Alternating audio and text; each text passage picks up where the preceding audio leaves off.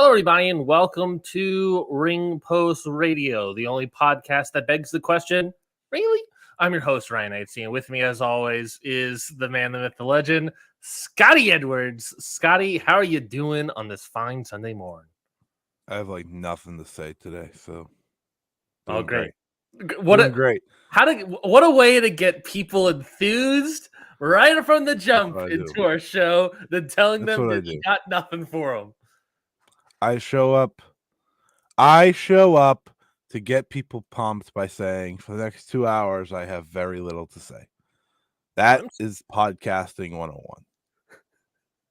I thought podcasting number 101 is Yeet! I thought podcasting. That's all I'm going to say this whole show. I thought podcasting 101 was if one of us made a flub, the other one has to stop what we're saying and immediately call them out on their flub. Oh, well, we do that anyways. Yeah, that's podcasting 101. You know what's also podcasting 101? Sure. Probably not doing a wrestling podcast. That's probably no. I would say in the wrestling. If you okay in the wrestling universe, yes, but if you went to a class of podcasting 101, I could bet you a lot of money that whoever was telling you would be like, yeah, you can do podcasts in sports, true crime, movies, true crime, news, be a celebrity if possible. Yeah, music or be a celebrity. And I'd be like, what about pro wrestling? And they'd be like, huh? They'd be like, who? Excuse me? Little do they know. I do multiple a week. They're like, okay, well, if you're going to talk wrestling, at least talk WWE only, right? And it's yeah. See, yikes. Couldn't do that worse if I tried. Well, we're going to do that today. We're going to do our best attempt at getting into those algorithms that is, in fact, the WWE. Because we got WWE topics. WWE's Money in the Bank show took place last night. We're also going to be talking about non-WWE things like New Japan, CMLL, Marigold, Noah. We're going to, tour the gambit a little bit. NWA, that's right. We have an NWA topic for you, folks. That's how you get the people wanting more. What do you think is more of a niche? See, that's if we let off with that would have been worse than saying I have not a lot to say today. That's probably true. People would have walked away if we started off with that. Mm-hmm. I know I would have. I would have. I might still walk away. Yeah, it's totally plausible. What do you think is more of a niche? The NWA and Marigold? Oh, the NWA. It feels like Io Sky is on that show. I was not paying attention. Did they mention Marigold at all on commentary? No, they never would. Yeah, of course not. They don't mention those things. Yeah. There's no reason for them not to. I don't need them to mention anything. Yeah, that's your job. Your job is to mention these things. Yeah, exactly. That's my job, Michael Cole, buddy. Whoa, hold on. Pal. Whoa, calm down. You're gonna upset the coal miners. The coal miners. I don't mind Michael Cole though. That's good. Well, I'm glad. I don't have an obsession of wanting to take someone down like you did with Taz last week. Whoa. Yeah, hey now. Yeah, look. Is Michael Cole better than Taz? Trash talking Jones. Trash talking Jones over here. Yeah, that's who I am. Anyways, thank you, everybody, for listening to this week's episode of Ring Post Radio. Like I said, we got a bunch of different topics to get to. Should have wore orange. You could have ruined his gimmick. I would have heard about it for the next 4 hours. Thank you, everybody, for listening. If you have any questions or comments or anything, you can leave those comments below in the YouTube, in the Twitter, the X. The X, or is it just X? Am I Bret Harting myself? I believe it's just X. It's just X. So yeah, cool. Because listen, here's the thing: it's X.com. It's not theX.com. Yeah. Well, because is the X.com? Hold on, is the X.com something else? The X.com. Let's see. Oh no, this could be really bad. Ooh. This could be really bad. Ooh. This domain name is for sale. All right, everyone. Welcome to the X podcast. And then it says, I want to buy it. And then it asks, does this price fit your budget? who are you, and then your email. Part of me feels like this is a scam. And then there's a LinkedIn bug on the bottom right that goes to a AI tech CEO's LinkedIn page. All right, everyone. When Ryan disappears because his computer has been absolutely haunted with spam and everything, I will run the show. So NWA is bad. There you go. Well, we'll talk more about why they're bad in a moment. But I think first off, we're going to talk To about. be fair, the news about them isn't a bad thing. They did something just weirdly weird. Yeah, well, we'll talk about it in a moment. But first, let's talk about John Cena. Let's talk about Money in the Bank. Jonathan Cena came out, and he obviously mentioned that. Don't ever say Jonathan Cena again. Well, isn't his name technically Jonathan? I don't. You can't tell me it's not. I don't think it is. It actually is John, according to Wikipedia. It's just John. Yeah. Fascinating. So take it back. So last night on Money in the Bank, John Cena came out and announced that he is starting his retirement tour. He later clarified that he is wrestling at Royal Rumble, Elimination Chamber. He mentioned everything that's happening in 2025. So I don't really know. I don't think he clarified if he is wrestling at all in 2024 for the rest of the year.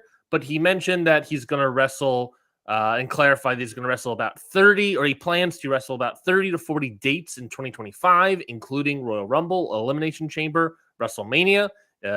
He also clarified that WrestleMania is not his last match, but he will have matches, like he says, he plans to have after WrestleMania. Like I said, he plans to have all these dates. He can certainly have all these dates before WrestleMania, but he made it clear that WrestleMania is not his last match. What will his last match be? I got no idea. But John Cena is retiring next year, and now we have to talk about the career that is John Cena and look forward to his retirement tour. Scotty, do you have any connection with John Cena, and what do you think about his retirement tour next year and any potential matches you want to see? Well, I'm really sad. John Cena is my guy. John Cena is the reason I watch wrestling. So I'm devastated. He absolutely should get the big retirement show. That was my decision after he said he wasn't retiring at WrestleMania. I was like, all right, John Cena, Pro Wrestling Love, final bye-bye. Here we go. Now we're talking, baby. Yeah. I legitimately think they should just book an entire retirement show for Cena. Like, I don't care. I think it would work. I think it would be very unique to WWE because it's something certainly draw 100% draw. Right? And he's a guy that they deem as the greatest of all time. If there was ever to do a show like that for someone, it would be him. So that's what I'm hoping. Because like, if you're not Spider about to attack me, if you're not going to give him the big retirement match at WrestleMania, which I understand because there's a lot that goes on at WrestleMania, then you give him the big show. No, not Paul White. Well, maybe he shows up, to be fair. I think that would be great. When he put up the little towel that said like the last time is now, I shed a tear. I was hit with emotion. I was like, oh shit, my child's really ending. Okay. I'm fine. But he signed up for what, 35 to 40 dates. He's doing Raw on Netflix and the Royal Rumble. And I did pop when he said my last Elimination Chamber. I was like, buddy, you haven't been on one of those in forever. One of the best all-time Elimination Chamber wrestlers, John Cena, calling it. That's actually true. Is he in the most? I don't know if he's in the most, but he won 2 of them. I'll look up Elimination Chamber stats while you continue. And then of course WrestleMania. But if you're not retiring John at WrestleMania, give him his own show. There's no one that WWE's gonna have retire in the next forever that's as big as John Cena. Period.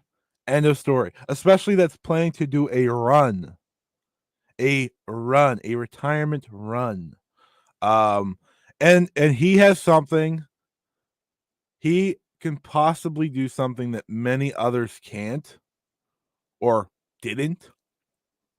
And that is retire the correct way. He can have a retirement run, retire, and never wrestle again. There is a legitimate chance for him to have, one of the best retirements ever, and especially in WWE. So, emotional times. I have matches I want to see. I have things I need to see, but it's emotional for me. Most appearances in Elimination Chamber matches. John Cena is third on the list of 7. Chris Jericho is at 8. Randy Orton's at 9. These matches Chris take Jericho years off is your at career. 8. Yeah, apparently. Yet all 3 of them are still wrestling. They take years off your career. Doesn't have the most eliminations in a single elimination chamber match. That would be Braun Strowman. Wow, that sucks. He also doesn't have the most wins. That would be Triple H. But John Cena does tie in second with Daniel Bryan. So it is an emotional moment. So he can, if he wins it, he can tie with Triple H as an all-time elimination chamber guy. The funny part is, I don't even know if that meant he's in it. I think it just meant he's on the pay-per-view. I agree. I agree. But yeah, John Cena, the GOAT. He retiring is long due. Not necessarily that his wrestling acumen has gotten worse. Like, it doesn't really feel like he ever hit the point of like, oh, this guy can't go anymore. You know what I mean? Like, yeah. Like, I never saw John Cena's knees wobble. I don't think at all. He's going out on his time, and like I said, long overdue. I saw a stat that said that his last actual win in a match was in 2018 against Triple H at I believe it was the Australia show or something. Yeah, Wrestling Showdown or something like that. So he hasn't been an important part in terms of story, like in terms of wins and whatnot, in terms of single matches. But he has certainly been still an aggressively big part of WWE. The guy that would, even though he would come back and not necessarily win matches and win singles matches in any capacity, he would come back and still be a massive money draw for WWE in the past couple of years, helping out, bumping up people for Roman Reigns. If Madison Square Garden's looking a little low, let's bring in John Cena. This is all obviously his most recent history. And yeah, like, I go to that point, a massive draw. If he's going to have 30 to 40 dates and he's going to tour the country, maybe tour the world on 30 to 40 dates, and you can advertise each and every one of those as this is the last time John Cena's wrestling in your town. Then guess what? WWE has found a way to extend its hot streak potentially with guaranteed money draw John Cena to extend for all of 2025 as they go into Netflix, as they go into WrestleMania again. They got a lot more money rolling in for sure. I mean, think about it. It's July 7th right now, and they just announced the 2025 farewell tour of John Cena. Yeah, that's thinking ahead and then some. While The Rock probably comes back and all these different things, like, they're gonna be hot for a while. It's pretty emotional, and it's WWE's chance to kind of follow up the Sting stuff now. That's a good point. Not to compare or things like that, but that is kind of the way I look at it. It's like, Sting had this incredible final run with the AEW, and you watched how they promoted such. I'm sure Cena's retiring in a stadium. I would have to guess. I don't think he's going to retire in like Corpus Christi, Texas. I think he's going to retire in the virtual landscape of VR. I think he's going to go into the first wrestler to wrestle in VR, John Cena. Entire match in virtual reality. Nice. Yeah, exactly. Nice. Exactly. But yeah, it's just emotional stuff as a longtime fan. But at the same time, I think it can be agreed upon it's time. It's perfect. I think he's doing the right thing here. Instead of just holding on, kind of like The Rock has, Of just like, oh, maybe I'll just come back in 3 years. Like, to be fair, there's still a very good likelihood in 20 years from now we see a John Cena match. I would say yes, but Vince isn't around, so maybe not. By the way, in 20 years, if Vince would still be around, I'd be terrified. Anyways, for just life. But I think it could be a little bit different. We'll see. But by then, that's when you're calling Roman back, like that's when you're calling Roman back or Seth. Seth's probably the kind that will come back. I don't know if Roman's halfway out the door already. But it's perfect for Cena, I think, because he's always talked about the last run. He said for the past 5 years, when I retire, I want to do one last run. And he held true to it. 40 dates in a year, that's the last run to me. Yeah. That reads as I'm not filming anything all of 2025, and I'm just going to be doing this. He'll do a run up to WrestleMania, maybe take a little break, then do the final run wherever he wants. But to me, it's pretty much like a year-long retirement now.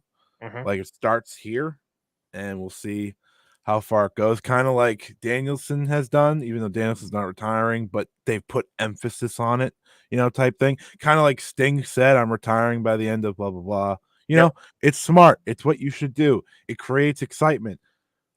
I've already talked to multiple people who are like, God damn it, I gotta go buy a ticket to see John Cena one more time. What the hell? It's smart. It's just smart. And if he's willing to agree and take the time to have one last run, you run with it. The funny thing about Cena is, you hear those 40 dates, he's gonna do probably 10, 15 house shows in that, because that's just what he likes to do. Yeah. And I respect that. That is a wrestler to the core in many ways. Looking ahead, you mentioned the comparison to Sting and about this idea. We've seen this sort of recent trend. I think a good trend of a lot of wrestlers announcing their retirements and closing up shop. And, it's always sort of been there, obviously, but it's been a lot of trend as of late of getting these year-long retirement tours, which is nice to see. In thinking about that, and thinking about Sting comparison, you can't lose the idea of Sting went out also as a champion, right? As a tag team champion, winning the tag team championship. And looking ahead to John Cena, when I saw that WrestleMania is not his last date, and I saw that he's planning to work 30 to 40 dates, I'm sitting back here and I'm thinking, what are the odds John Cena wins the world title? I mean, I'm telling you, Scotty. Now, of course, we've talked about this. If you wanted to go listen to this, I'm going to do the plug now. We released our first episode of the RPR Quarterly. We're going to be doing quarterly Q&As over on patreon.com/counterpod. It's on the $3 tier and the $5 tier. Sign up for the Patreon on either tier, and you're able to get and listen to the Ring Post Radio, the RPR Quarterly. And we had answered a lot of great questions from a lot of great people. And one of them talked about sort of the Bloodline WrestleMania, or the sort of future of the Bloodline and how we sort of booked it out. And I remember at one point we talked about, I said something to the effect of, and then you got Cody Rhodes, and I don't know what Cody Rhodes would be doing. I tell you now, Scotty, Cody Rhodes versus John Cena for the world title at WrestleMania feels like the match. You have America versus America in the city of sin. You got the Jorts versus the Tats. You got a possible record-breaking title win out of John Cena if he is able to walk away with the win. But I don't know. Do you want to end Cody there? You could, and then drop it back to Cody. You could. I don't know. Drop it back to somebody else. I don't know. But what do you think the likelihood of, at some point, does he break the Ric Flair record? Does John Cena become the most world title holding wrestler of all time? Is it bad if I said I wouldn't hate it? Just because I always thought he should have just broke it. One, because I don't want to hear about Ric Flair anymore. Two, I don't know. I always thought it was cool that it was even possible. When's it going to be possible again? I mean, it can be possible any time, any day, but no, that's not how world titles go around anymore. I think it definitely creates the question for WrestleMania next year. I think it went from, okay, it's going to be Rock and Cody to, why don't we do Roman and Rock on one night and Cena and Cody on the other? It's like, that's big time, for ticket selling. Come on. Like, that would be my consideration now. And based on the way the Bloodline story's going, it feels like it would still be Rock and Roman to me, truthfully. You're making Roman to be this big baby face, and then you learn that the Rock's behind the Solo stuff. Like, it feels very natural in that case. The Rock is the leader of the Blood Pack? Yes, of course. I think that is, by the way, the Blood Pack is a Patreon-only exclusive if you want to explain that. My apologies. I'm not going to explain it. Yeah. I mean, it's pretty obvious. To be fair, it's pretty obvious what I mean by that. Yeah. But I think that is definitely a draw. Cena going for number 17 against Cody Rhodes, and then you have Rock and Roman the other night. And that, I watched a fake WrestleMania documentary of how The Rock changed the entire world and whatnot. You want to talk about mainstream? Those two matches are as mainstream as it gets. Truthfully. Roman versus The Rock night 1, Cena versus Cody night 2. I could also see them do, and both The Rock and Cena go out on their backs. No, I'm just I could see them do like Gunther versus Cena too. That seems plausible. But you have to think about what his list of matches are. You have to think Gunther is one of them. I have to think. We're talking about a guy that, again, hasn't won in forever. He doesn't win anything, right? One of my friends, Xavier, had a great tweet. We wasted John Cena's final few years on Austin Theory and Solo Sikoa. That's awful. Well, to be fair, we're trying to. It worked out at least it worked out for Solo. Austin Theory ain't being elevated. You have to think that, you have to think that he's still going to do stuff like that, right? Yeah, I'm sure. I would not be shocked if he does an NXT non-title match against Trick Williams or something like that. Would not be shocked at all. Yeah, I think he's gonna check off a lot of boxes here.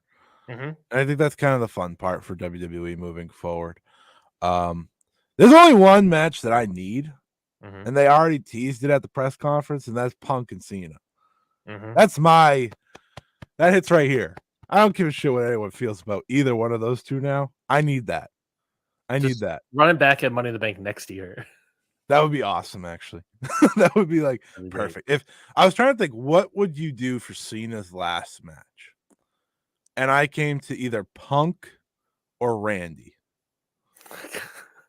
Randy does feel apropos, but also I don't want to see that.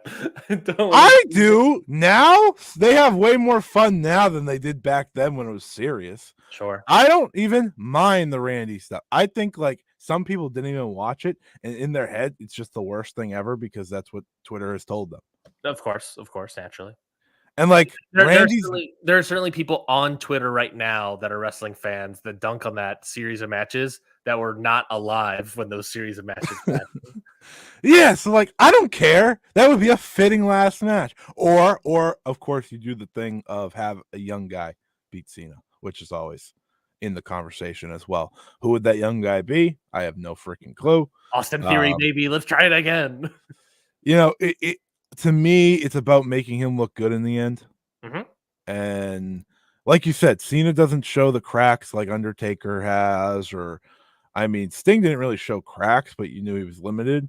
Sting was shockingly a lack of. I mean, pick any Japanese legend. Muto, you can pick Muto. Yeah, pick Undertaker for sure as an example. Cena doesn't have that. Cena's gonna go in there, do his thing, and it's gonna be cool. I can't say that for certain legends, but what I can say is Cena Wrestler of the Year run for 2025 is on, baby. Can't wait. Gonna be the Wrestler of the Year. Awesome. They're gonna have The Rock and Cena just running probably kind of full-time segments at one point. Yeah, I think it's twice in a lifetime. Is that the match? thrice in a lifetime. I think they actually asked him about it. He's like, I am not in the position to just go booking matches with Dwayne. Fair enough. I mean, that's a fair answer. There's a fair answer. We do have some comments in the chat. I Love Dog says John Cena's last match, Fenway Park. That would be leaving money on the table for sure, but that would be the Scotty special for sure. I think it's what, only like 30,000 people in Fenway, so it's like it's not a lot. You're leaving money on the table for sure, but I like that as a not a last match, but a special, like one of those last ones. That would be cool if they gave. Yeah, that'd be cool. Him retire. I don't need him to retire here, but giving him like a big his own show type thing. Yeah, that'd be kind of cool. Yeah, that's John Cena Muto bye bye. That's what I need. That's what I need. The C Nation Muto bye bye. They also, I Love Dogs also writes in the chat, the matches I want Cena to have is Breaker, Kevin Owens, Sammy, Gunther, Punk, and Orton. I could see legitimately all those happen. Truthfully, and I could see Braun Breaker be the young guy they have him put over. Hey, do repeat your John Cena Brock Lesnar match from SummerSlam a couple years ago. Yeah, why not? It's pretty crazy that two of his two biggest rivals are now both back in WWE. You don't understand, like no one understands that Punk Cena stuff. That is it for me. Like that's the 2010s, baby. That's the only good thing for a long time. So you have to understand, like that's why I'm still a wrestling fan. Is that feud? So that would be really cool. I think that's a good list. Sammy would be interesting. I think Sami Zayn could give John Cena one hell of a match. They had that great match on the U.S. Open. He should do the U.S. Open Challenge again. Forget the world title. Let's do the U.S. Open Challenge one more time. Yeah, I agree. That actually be sick. Jesse Hyde in the chat writes, John Cena in a WWE Tokyo Dome PLE if plans are teased in the WWE Japan 2024 tour. I do like that idea. I mean, it's certainly plausible that they could probably sell fairly well in the Tokyo Dome if they wanted to attempt that. I don't know. Like the problem with it is that there would is that match going to be John Cena versus Shinsuke Nakamura, and then are they allowed to book the Tokyo Dome? I don't know. I think they are. I don't think New Japan has like exclusivity on the Tokyo Dome. I think it's just that I never know. I think it's just like that no other company in is ballsy enough to do it. Not ballsy enough, popular enough to do it. Yeah, I don't think they can sell enough tickets for that price tag, whereas New Japan can. I'm trying to think here. You would have to like really ramp up like Nakamura again to just make that show possible. Yeah. Because like Cena's cool, and Cena would get a lot of people there for if it's the last time he wrestled in Japan or something. But like you need a lot to make that work.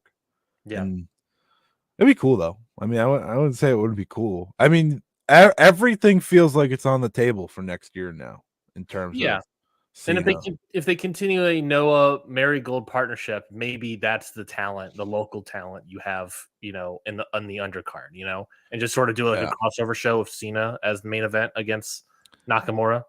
If I had to guess, Cena probably gets big matches in England for sure. Canada, because he kind of already hinted at it. Saudi Arabia. Absolutely. I'm trying to think of. He'll get one in New York. He'll probably get one in like California, Chicago. He'll have one in Vegas, one in Chicago, and probably one here in Boston, Florida, Orlando, Florida. Probably, like I said, Orlando, Florida, be NXT. Yeah, like those are his checkpoints, I would think for sure. And then everything else is like, how much does he want to travel? Yeah. That would be a Tokyo Dome thing would be interesting, but I think that would have to almost be more of a crossover show, like we said. Is this potentially the biggest retirement tour in wrestling history? It's John Cena, to be fair. I mean, Great Muta is certainly up there, but Great Muta is touring, Japan, right? Like he's not, Sting is certainly a retirement tour, but they're not touring global. John Cena is a probably globally touring his retirement tour. So it probably just in terms of I mean, in terms of like scale and probably revenue, I have to imagine that this will be the most successful retirement tour, knock on wood, in the history of wrestling. I wouldn't be shocked. Yeah. I kind of would like. This is not going to happen, but I'm kind of upset that Adam Copeland's with AEW now. Yeah, just for this one thing. I was going to say, I wouldn't be shocked if that last show we get a bunch of videos coming in. Chris Jericho, Adam Copeland. I wouldn't be shocked if we get some of those. I would love, not going to happen in any capacity, but I would love a video from Tanahashi. Think about that. That would be fun for me. That would be the greatest booking ever. If like Cena just like got wind of this big match and knew Tanahashi didn't like barely wrestle. Like, all right, let's just book it. There you go. There's your Tokyo Dome main event. New Japan Hiroshi Tanahashi versus John Cena. It'll never air anywhere. Kirby Freeman in the chat writes, and I have to assume this is accurate because our listeners will not give us fake facts. But Kirby Freeman writes in the chat, the WWE Japan tour is sold out, so it is feasible for WWE to run a great house in the Tokyo Dome. You're absolutely right. I don't know. 2 weeks from now. Sure. I don't know literally anything about the Japanese tour for WWE. I don't know what venues they're running in. Sumo Hall. Sumo Hall is one of them. Okay, that's pretty good. And that's sold out. That's pretty good. Yeah, if they sold out Sumo Hall, then yeah, Tokyo Dome is certainly feasible for them. 100%. Which is insane. So yeah, they could do a John Cena Tokyo Dome show if they wanted to. I mean, they might be able to just do a Tokyo Dome show if they wanted to. Yeah. You have to believe that Triple H is like, I want to run Tokyo Dome. So okay, I am looking into this now because I wanted to know. So Sumo Hall is sold out. Okay. For sure. I think Osaka and hold on. They're running Sumo Hall twice. Okay. The last one is sold out so far based on their WWE Japan. Looks like they're running Edion Osaka Arena. And why don't they air these? I need to see this. This is like a random fan cams going. Let's get some fan cams going. Yeah, like I don't know, random. Okay, so I can't figure this out really. So they have a very specific website for obvious reasons, like it's not Ticketmaster. Yeah, for obvious reasons. Japanese it looks like there's still some tickets available. But I really don't know. Either way, they've sold out Sumo Hall once. Pretty good. They haven't announced anything for it, so I mean, it's WWE, so like in your mind, you would think, oh, they should do that, but at the same time, it's like they have wrestling all the time, and like WWE doesn't have the same necessary popularity, so it's pretty good, pretty impressive. They wanted to run a big show. I mean, why don't they just run Sumo Hall? That'd be pretty cool too. It don't have to be Tokyo Dome. Sumo Hall for John Cena bye tour. Yeah. So you're saying that only the last day, the Sumo Hall. That's based off their Twitter. Okay. Their Japanese Twitter. That's the pinned tweet. So I'm just going off of that. But okay, they've sold out something. I don't, at least one day, seemingly. And I'm sure the other days are selling well. If not, so I couldn't figure out through the site. Yeah, it wouldn't be shocking to believe that the other days are selling pretty well. They know it's like a match for it. Yeah, when they start announcing some matches, I imagine they'll. And I'm sure EO starting after Raw is going to be doing press for them because you'll be in Japan, obviously. So we'll see. Either way, selling out pretty good. I'm with you. Be kind of cool. There's a lot of spots for Cena to do. It's just a matter of what he wants to do, but based off of 40 dates, he wants to do a lot. So we'll see what that is moving forward. Let's talk about the rest of Money in the Bank since we're already here in Toronto, Canada. Scotiabank Arena, 18,555 in attendance. Pretty good number, gotta say. Pretty good number. What the heck just popped up on my freaking anyways, a pretty good number at 18,555, gotta say. We'll talk about this show. I guess we'll start off probably have to go in order because a lot of the show happens, containing itself in order. So we'll start off with the Money in the Bank ladder match itself. Drew McIntyre wins it, defeating Andrade, Carmelo Hayes, Chad Gable, Jey Uso, and LA Knight. Yeah. Sorry. Thank you. Now I did leave an opening for you to say something. You did. What did you think about this show? This show or this match? Sorry, this match. Yes. Okay. It was as advertised, like kind of what you expect from a multi-man ladder match. I thought they did some creative stuff, like the springboard. Oh, what's the name of the move? The double moonsault. What's the name of the move? I can't think of it. Double moonsault. Okay, so Andrade jumps on the second rope, and him and Mello do like a backflip onto the Spanish ladder. Fly? Yeah, thank you. I couldn't think of Spanish Fly. I thought that was a good spot. I think Mello, unfortunately for him, is now in the Ricochet role. Yeah, that and I'm we've gonna seen guess. For years. I'm gonna guess Ricochet realized that as well. Yeah, it's a tough role, but I thought Mello did a really good job at it, all things considered. Springboard clothesline on the ladder, I thought was really solid. Also took the sunset powerbomb onto the ladder that was hanging there. That looked nasty. Not the nastiest move of the night on a ladder, but nasty nonetheless. And Drew winning was the right move. I still say that.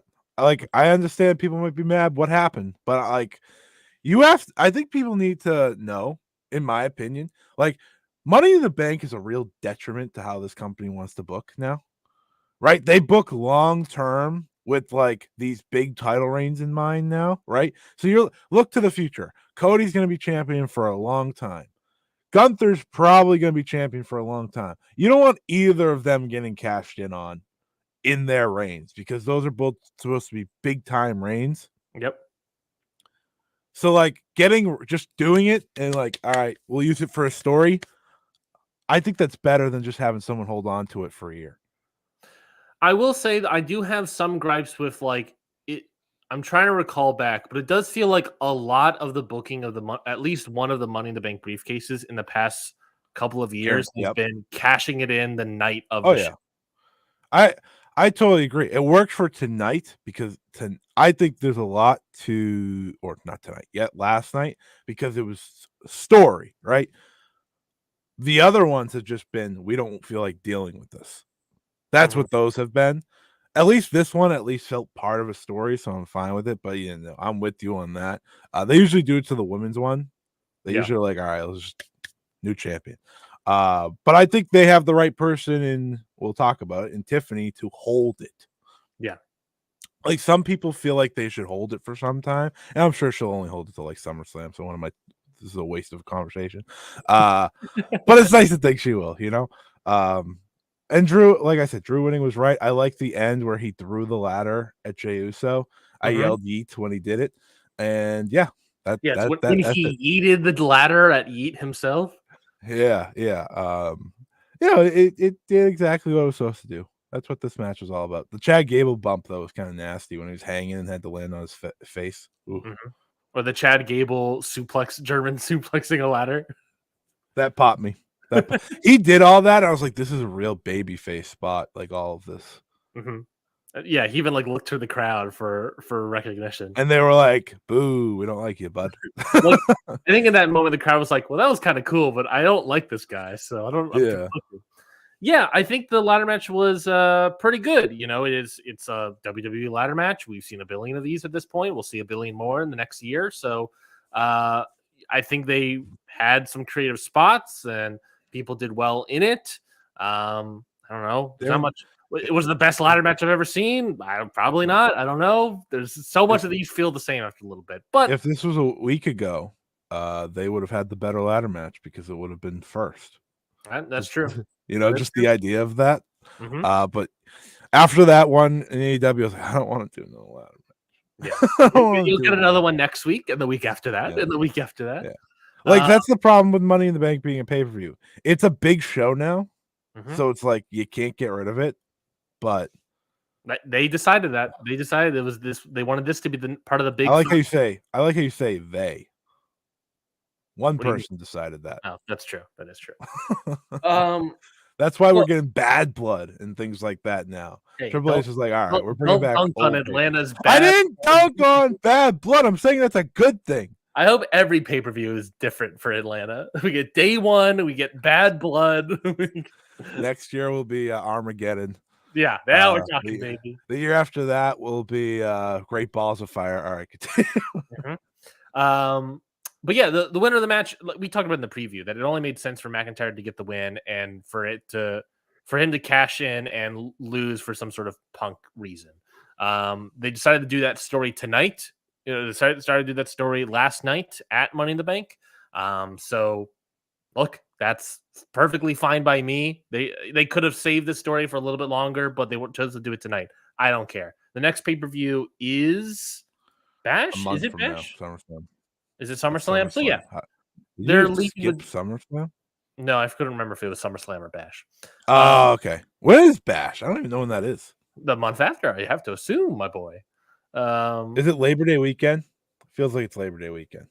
I'll look it up in a moment while it loads. But yeah, they're doing the story now, which, like you said, clears the path for Gunther.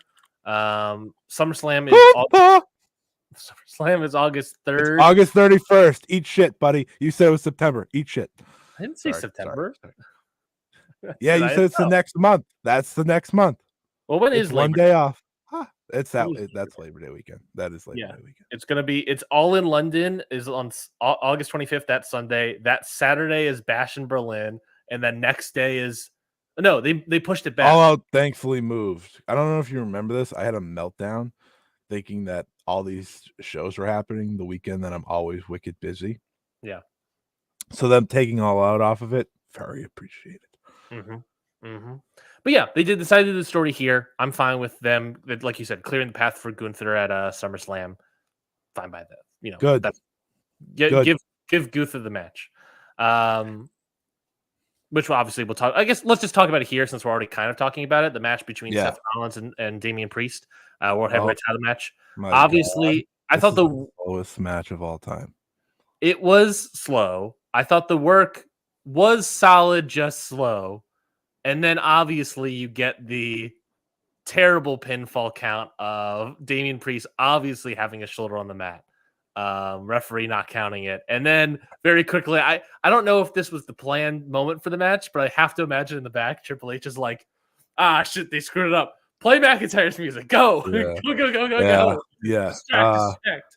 So I have a few takes on this match. 1, didn't like it. 2, Damian Priest is not good. 3, Seth Rollins should be world champion right now. What do you think happened there? Was it supposed to be a triple threat, or was it supposed to be winning?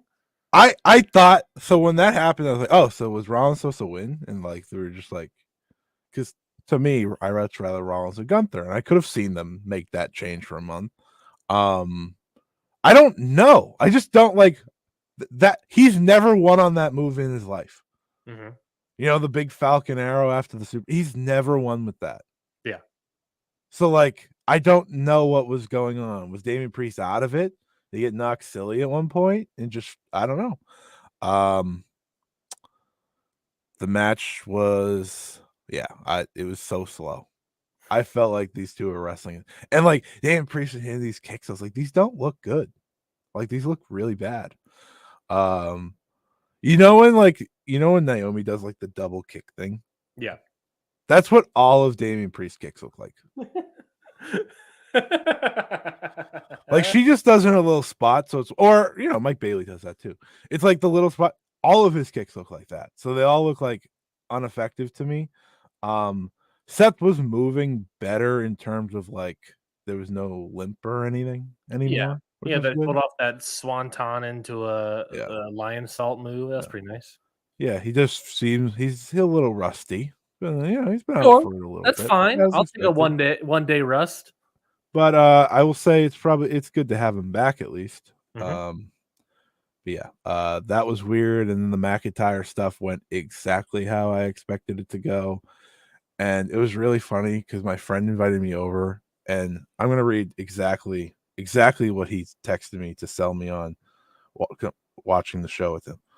Because he's a big Drew McIntyre fan. Okay. This is what he texted you to sell you when coming over and watching the show? Yes. He's a huge Drew McIntyre fan. He said, "You'll have to see my reaction to Drew winning." In parentheses, "We're so fucking back." To Drew saying he hates the briefcase. In parentheses, "It's so over." To Drew cashing in on Seth and Damian. In parentheses, "We're so fucking back." To CM Punk ruining Drew's moment again. In parentheses, "It's so over." That's exactly what happened. That is to a T. Yeah. So was it predictable? Yes. Is CM Punk a bitch?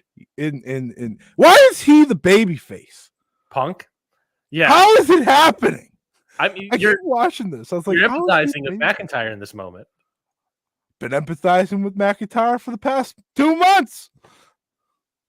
It's a great question. I think it's I think it's just the Punkness, the Punk dynamic is that he had CM Punk had the loudest cheers of the night, and he wasn't even doing anything. The quality of CM Punk is that he can kind of just, in terms of a heel face dynamic, do whatever he wants and get cheered for it.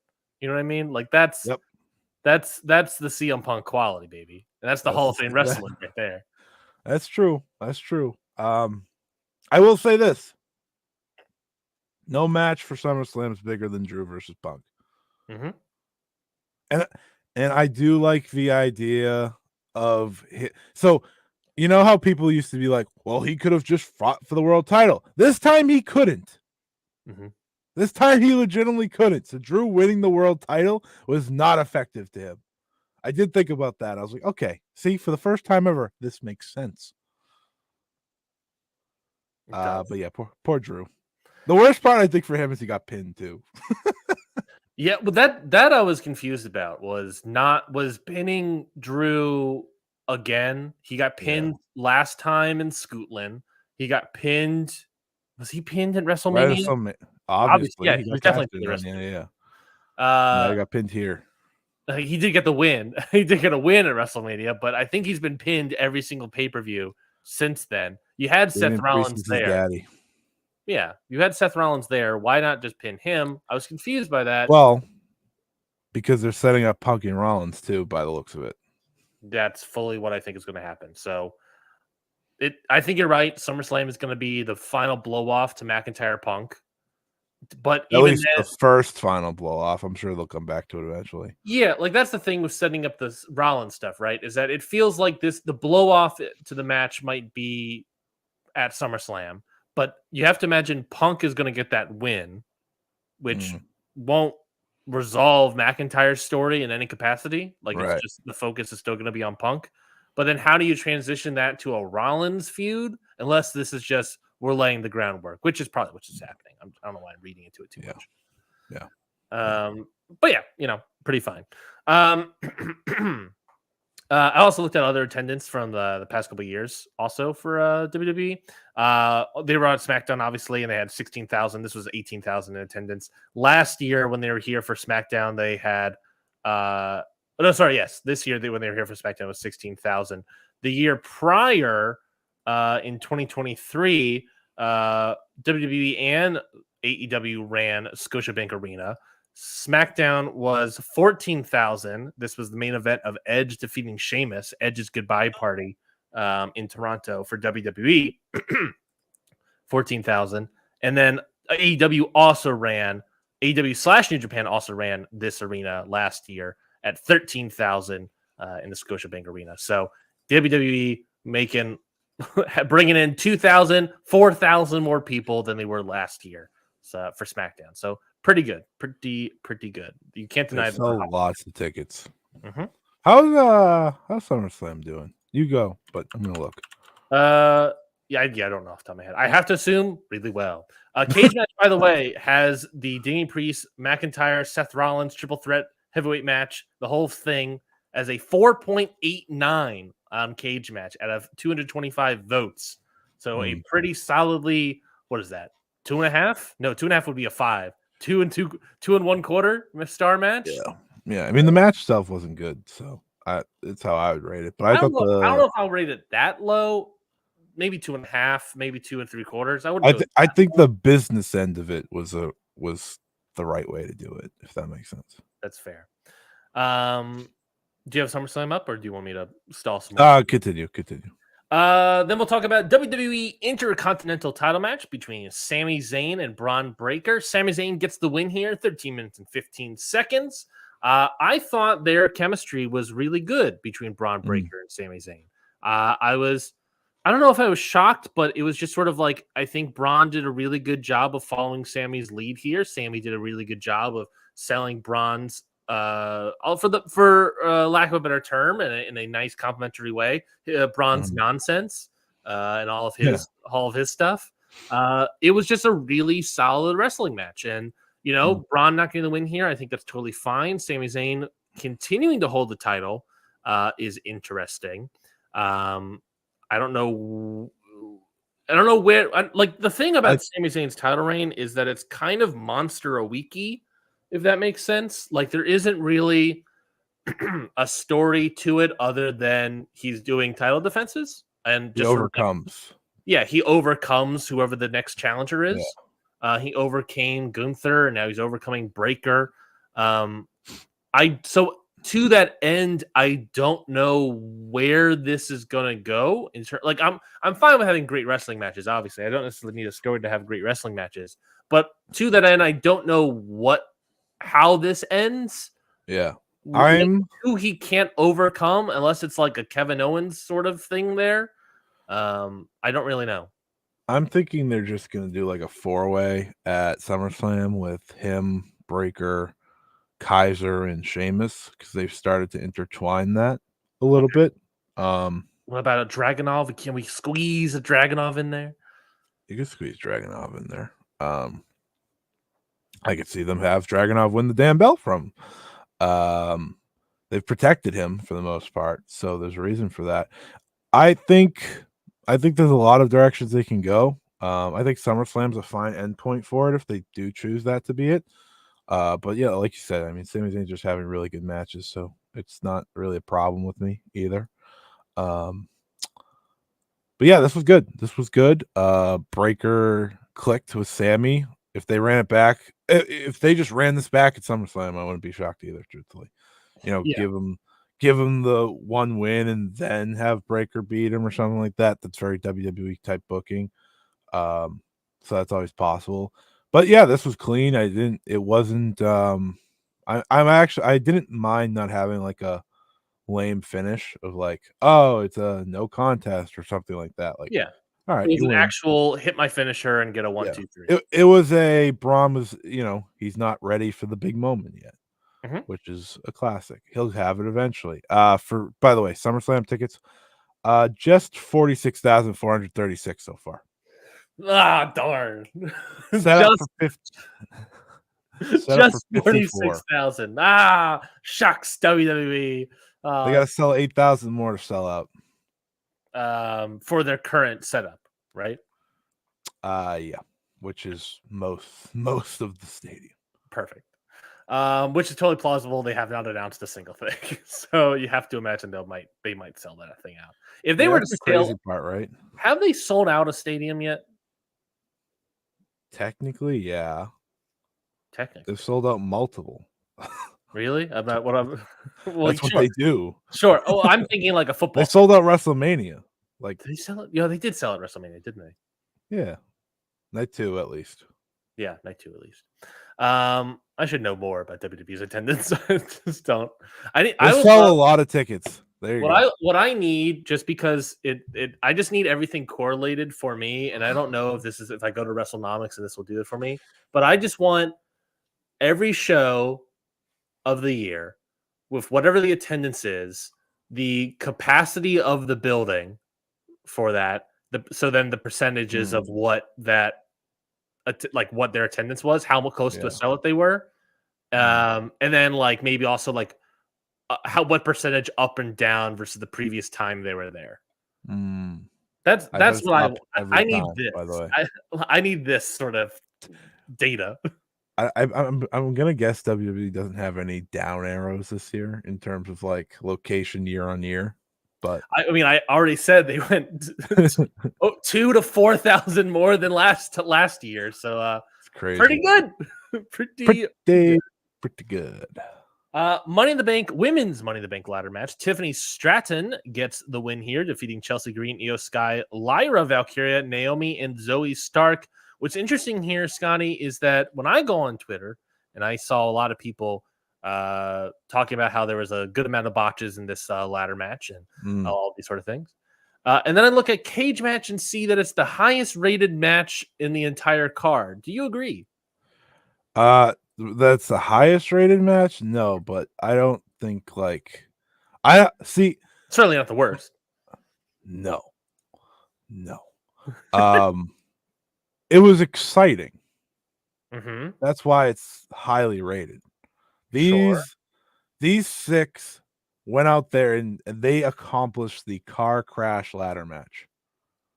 You know what I'm saying? Like, you were terrified every moment, for better or worse, and people are going to remember the final 2 big spots when they're putting in that rating. The final 2 big spots was Io Sky making sure my heart jumped 7 beats because she said, "Oh, why go into Marigold pain-free? Why make this simple? Why don't we do what's the name of the move? Spanish Fly, double moonsault. No, that wasn't Spanish Fly. The driver? Yeah, that was. I guess that was a Michinoku driver. That was more of a Fire Thunder driver type. Sure. It was terrifying. Yeah. I watched Zoe Stark take that. I was like, is she alive? Because that looked fucked. And Io, you know, I already very much appreciate Io, obviously, but it was so entertaining for me watching this match because you could just see how much better the match would go when she was involved compared to when it was Lyra Valkyria, who is not good. Zoe Stark doing whatever. Zoe Stark falling directly on her head. I watched that. I was like, what was she going for there? She just looked like she looked like she was just falling through the air with style. It's like, how do I just whatever? Then Chelsea Green taking the big table spot. Those back-to-back spots, that's gonna get this a better rating on Cage Match. It's just how it goes. And Tiffany Stratton winning, as we said, the right choice. Mm-hmm. It's Tiffy time. My big 2 things I have to say about this is, number 1, again, I'm always going to complain about it because I'm a big complaining baby boy. Yeah, you are. I don't want to see. I don't want to see tables in a ladder match. It's a freaking. ladder. Yeah, no, yeah. Just set up 2 ladders and have Chelsea fall through those. I don't know. Is that too hard to kill her? Is that any worse than the tables? Come on, these are fake. I don't know. Those ladders are painful to watch. Sure. But I don't know. I'm just sort of like. I did appreciate they didn't do tables in both matches.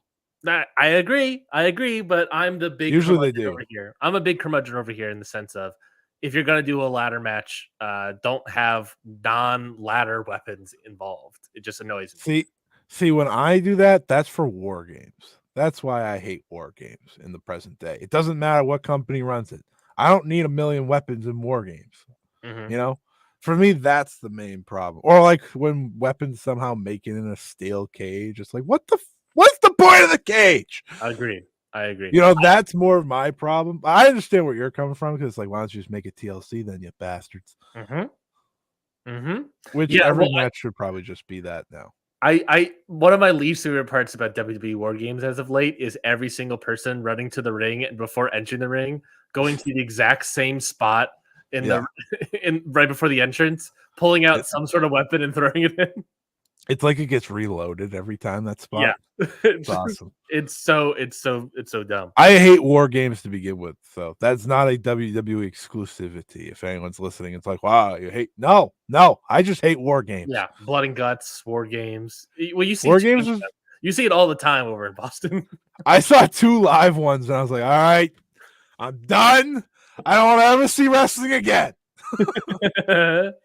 My other point is, Tiffany Stratton winning. I think, like we said in the preview, the correct right choice. That's the person that is obviously going to be the next big title holder. When does she cash in? I guess she's cashing in on SmackDown, I have to imagine. It's going to be SummerSlam. I imagine SummerSlam would be the right choice, and her winning it there makes sense to me. Tiffany Stratton is a future world. She's a future world champion. It's undeniable when you look at her. Awesome.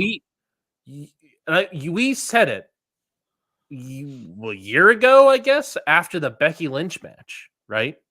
I brought this up to you when we had this conversation of, I look at Tiffany Stratton. It was the same weekend, I think, right? It was like SummerSlam or something. And then the Tiffany Stratton Becky Lynch match. And I said to you, Scotty, I'm looking at Tiffany Stratton and I'm looking at Charlotte. I'm looking at Charlotte Flair. Yeah. And I am just seeing the perfect replacement for Charlotte Flair. Charlotte Flair has not been too hot for a while, and Tiffany Stratton is super hot. It's like looking at Carmelo Hayes and Ricochet. It's like, well, sorry, Ricochet. I think I know what's happening here. And sadly, I think that's the reality for Charlotte Flair. Hold on. I'm not done. I saw Tiffany Stratton wearing that green gear that looked almost exactly like I did say that was Charlotte Flair wore a couple years ago. And I said, oh, well, yeah, I think they agree with me. I think they agree that this is going to be the replacement Charlotte Flair. And look, she's seemingly more athletic. Her move set feels way more athletic than Charlotte Flair. She's way younger. She doesn't have as many injuries now. If I'm looking at WWE and if I am UFC TKO and I'm looking at a contract season, I'm looking at the two of them and thinking, do we still need a Charlotte Flair, honestly? Or are we good with a cheaper, better, younger version that we'll have for however many more years in Tiffany Stratton? That's really bad when you say it that way. Oh, I know it sounds bad, but hey, I'm saying that's what TKO's saying. TKO won't look at it that way because Flair. There's still the Flair. Which I agree. There's still something with Flair.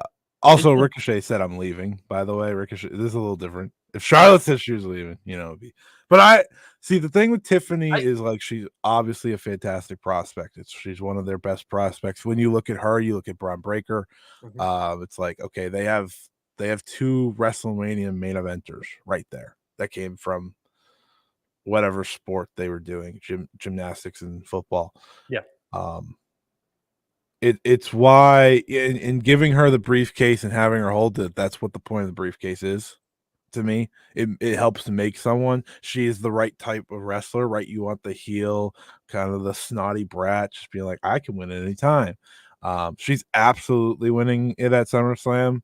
It's going to be the whole case of Bayley winning via roll up or something, and then Nia squishes her in some form, and then you get it's Tiffy time, and then runs down and catches it. It's Tiffy in the bank. It's Tiffy in the bank. Yeah, exactly. All I ask is a pink briefcase. That's all I'm asking for. Is that too much to ask? No, I don't think so. I don't think at all. And I want this pink briefcase still sponsored by Vault Industries.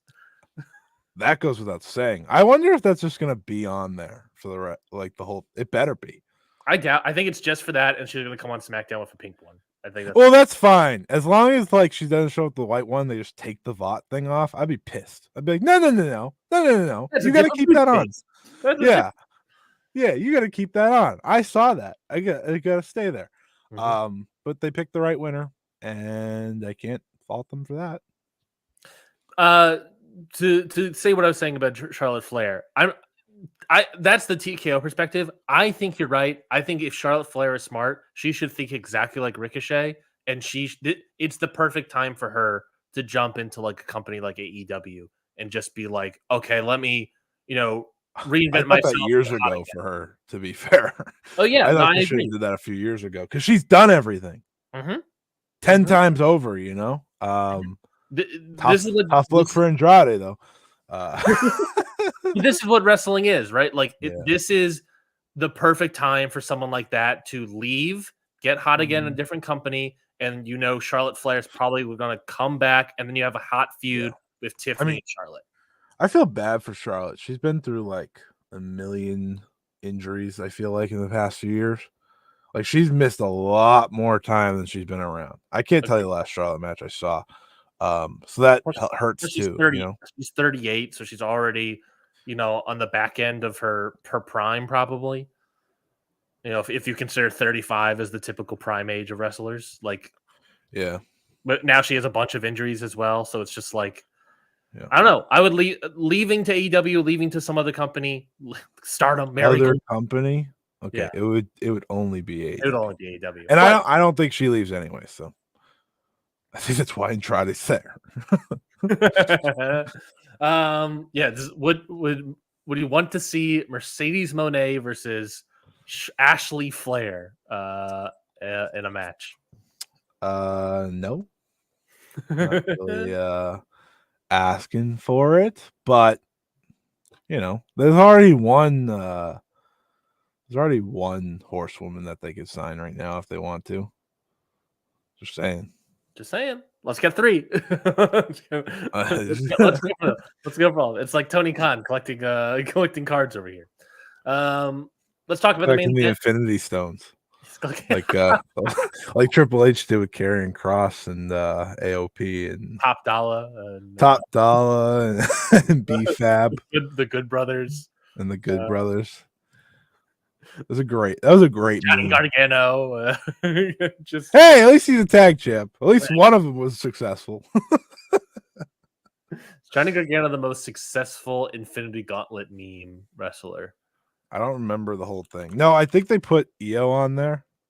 Yeah, they did put EO on there. No. So no. At the very least. I'm trying to think. Was there any male wrestler that also won some sort of world title? Braun Strowman was on there as well. Oh, I got it right here. Perfect. This is actually really Can we just go through? Can we go through each one and just talk about their career? I don't think I want to. This is really sad. It'd be real quick, I imagine. Bray's on it, so no, I don't want to do this anymore. I see. Now I'm kind of very sad. Is Bo Dallas on there? Uncle Howdy? No, we need an updated one, to be fair. We got Bray, Dexter Lumis, Scarlett, Ashante the Adonis, the Good Brothers, Karrion Kross, Johnny Gargano, Top Dollar, Dakota Kai, Bronson Reed, Braun Strowman, Emma, who's already been released, Tegan Knox, Candice LeRae. Did she actually ever leave? Did she officially leave at all? No. Oddly, Io never left, so she actually didn't get put on this. She never actually left the company. Did Candice ever actually leave? I don't think so. And Mia Yim and Bray. So what a gauntlet. What a time. What a time to be a wrestling fan. All those surprise returns. What a time. I'm trying to figure out who the most successful one is. The most successful one is Io's. Well, no, Io's not on there. Io's not on it. She never left, technically. Can you pull it up on the screen? Can I take a look at it? Yeah. 1 second. Why can't you just save as a... Bray is on the top end, but he never won a title, and realistically... He wrestled one match when he came back. But it was, at least he got a pop. Yeah. Okay, this is just not happening. Okay. Darn. What a bit. Lost the time. Lost the time. Yeah, there's not many. I mean, Gargano might be the most successful in terms of title wins, actually, because I think he's the only guy on there that has won a title. It's probably Gargano. Did Candice win the tag titles with Indy Hartwell? I don't think she did. No. I don't think she did. I'm going to move on. This bit is taking too long, so we have to move on. Yeah, I don't know why we're still on this bit. We have so many more things to do. Why are we still on this pay-per-view? Main event. The Bloodline, Jacob Fatu, Solo Sikoa, and Tama Tonga with the help of just one low blows from Tonga Loa. Defeat Cody Rhodes, Kevin Owens, and Randy Orton. What do you think about this 6-man main event? Stunk. Stinky poo-poo? Not completely stinky poo-poo, but boy, oh boy, that fella, what the hell is his name? Tonga Loa stinks. stinks at his job. He's got one job to do, and he messes The worst it of up. all time. My friend has never watched New Japan in his life. He started doing the Tangaloa punches to me. the punch chop, whatever it was. Ha ha ha ha ha. And I told him it was in the G1. He was like, "What?" multiple G1s, I think, too. No, but that exact match happened in the G1. He's like, "That happened in the G1." Yeah. I was like, yes. It was tough. Yeah. Didn't watch it. It was tough for all of us. Yeah, I don't know. I don't know exactly what was about this match that didn't quite connect. Solo Sikoa.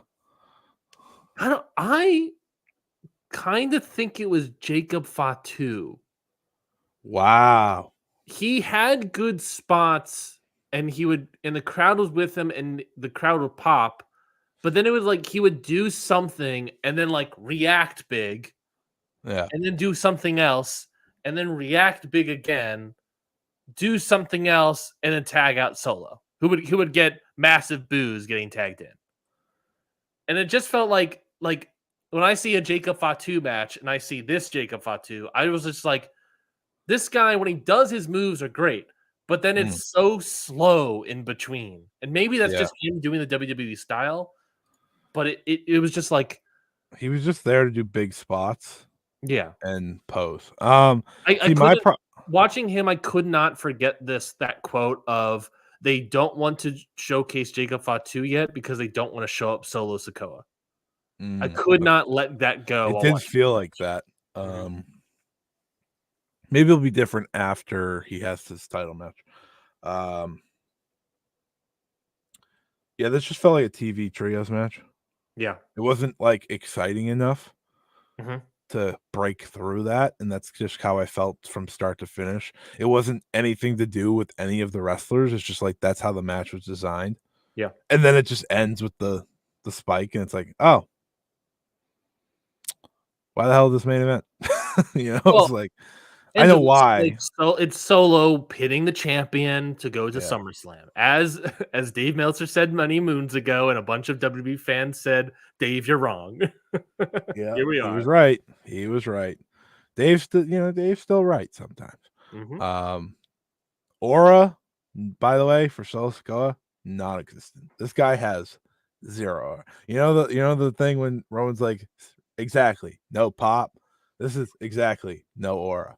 When Roman comes back, he does get booed. He gets reaction. Yeah. But when Roman comes back, it's gonna be so hilarious because Solo's gonna be so like, you're gonna be watching and be like, this is the matchup? Really? But it'll be a big pop at the end of SummerSlam, so what does it matter? Yeah, I think I like the idea of The Rock getting involved with these guys and being part of the Blood Pack, because that will give you the aura that I think this group sort of needs. They are missing something, and I think that aura is what you're describing. They don't have the big field. They're getting reactions, which I think is obviously a solid start. But you just need maybe that's a comfortability, a confidence that is lacking. I don't really know. But you were with the Bloodline for 2 years or something, so you would think some of that rubbed off. They need the High Chief Rock. Yes. They need that shirt, that gaudy shirt. All of them need to be wearing it. Exactly. The Jey Uso shirt? No, not the shirt that you and I are buying each other for Christmas. I already bought 7 for every day of the week. Actually, doing 7 Secret Santas this year. That's what they're getting. Could you imagine giving that to someone that doesn't know? Like what they're looking at. You just get this big face, and it's like, oh, here you go, and eat.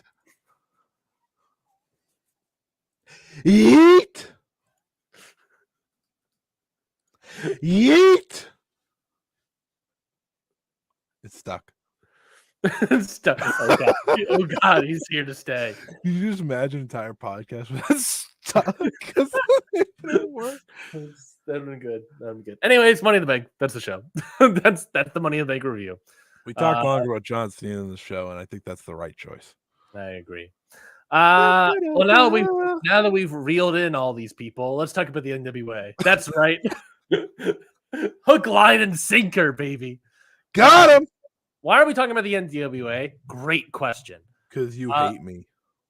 Basically. Well, I wanted to talk about. Oh, hey. Sorry. I want to talk about it just because that they've been in the news a lot and they've been advertising themselves, I guess a lot, you can say. The NWA has been signing a lot of people to multi-year contracts. This something isn't new. Obviously, Camille was someone that had a multi-year contract. EC3 currently does. Kerry Morton. A lot of their bigger names that they typically sign, obviously, they've been giving multi-year contracts. What was interesting to me is that they signed a lot more like undercard people, not world champions, to multi-year contracts.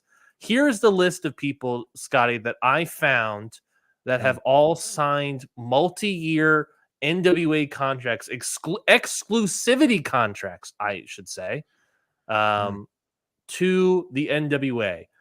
Natalia Markova, Max the Impaler, Colby Carino, the tag team champions, the King Bees, Brian Idol, Spencer Slade, Rolando, Aaron Stevens, the tag team Blunt Force Trauma, Rekka Tahaka, Carson Drake, and Alexander Lev. They have all signed all of these people in the past month.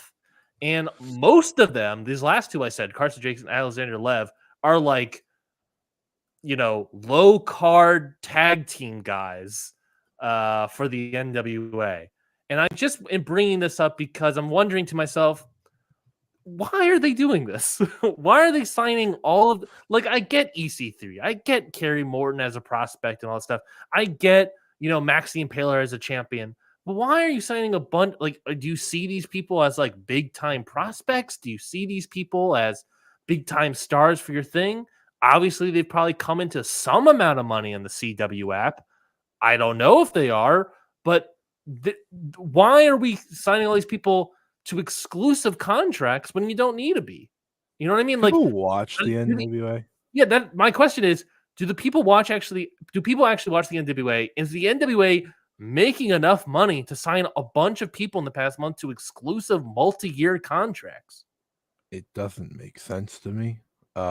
You go through all those names. I'm not gonna lie to you. Don't know any of them, right? Don't know a soul. Mm-hmm. If you told me that was random name generator, would have believed you. I don't even remember a single one you just said. I remember like Max, and I remember Colby Carino. Mm-hmm. A lot, like I said, a lot of them are like undercard, mid-card guys on the roster. I don't get it. Mm-hmm.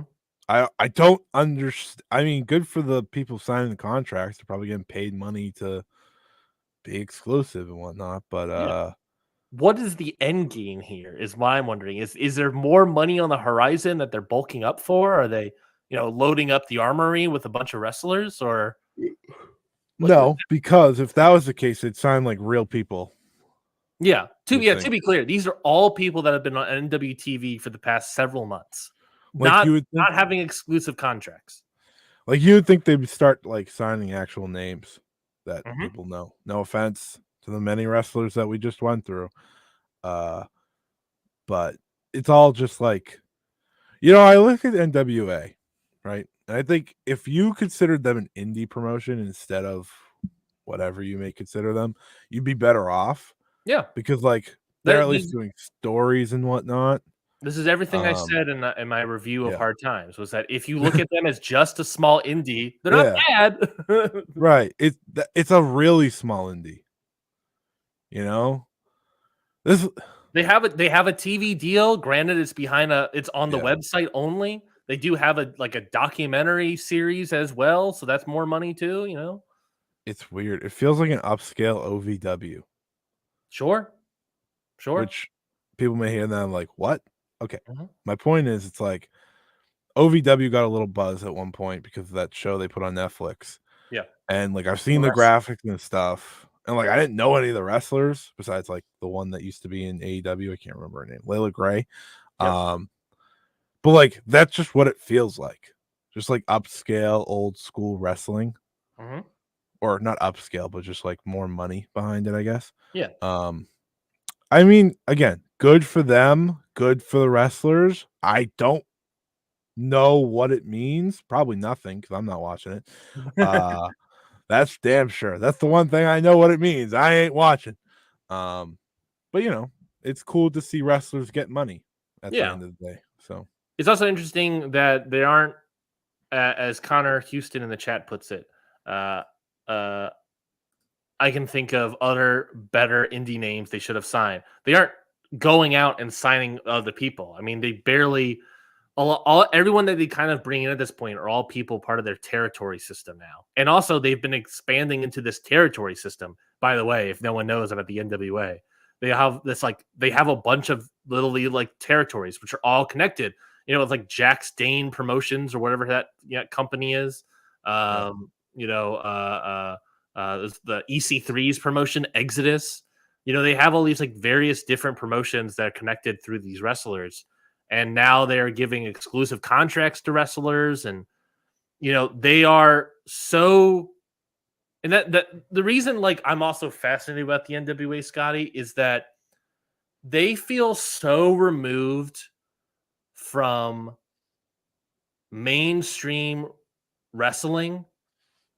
And not even mainstream wrestling, but so removed from mainstream, smart wrestling is what I'll say. Mm-hmm. Our niche, what we do, our niche of it all of we cover, smaller promotions. We talk about TNA. We'll talk about MLW every once in a while. We'll talk about Joshi and New Japan, all these sort of different things. But they feel so removed from all of that. Yet they have all these exclusive contracts. They have TV deals with CW, Warner Brothers, CW. They have two basically TV deals. I think I saw somewhere in the news there might be a third that they also have. I'm just sort of it's baffling of this can't. I would be it's totally plausible this is all Smashing Pumpkins and this is all what people describe Tony Khan as a money mark play by Mr. Smashing Pumpkins himself.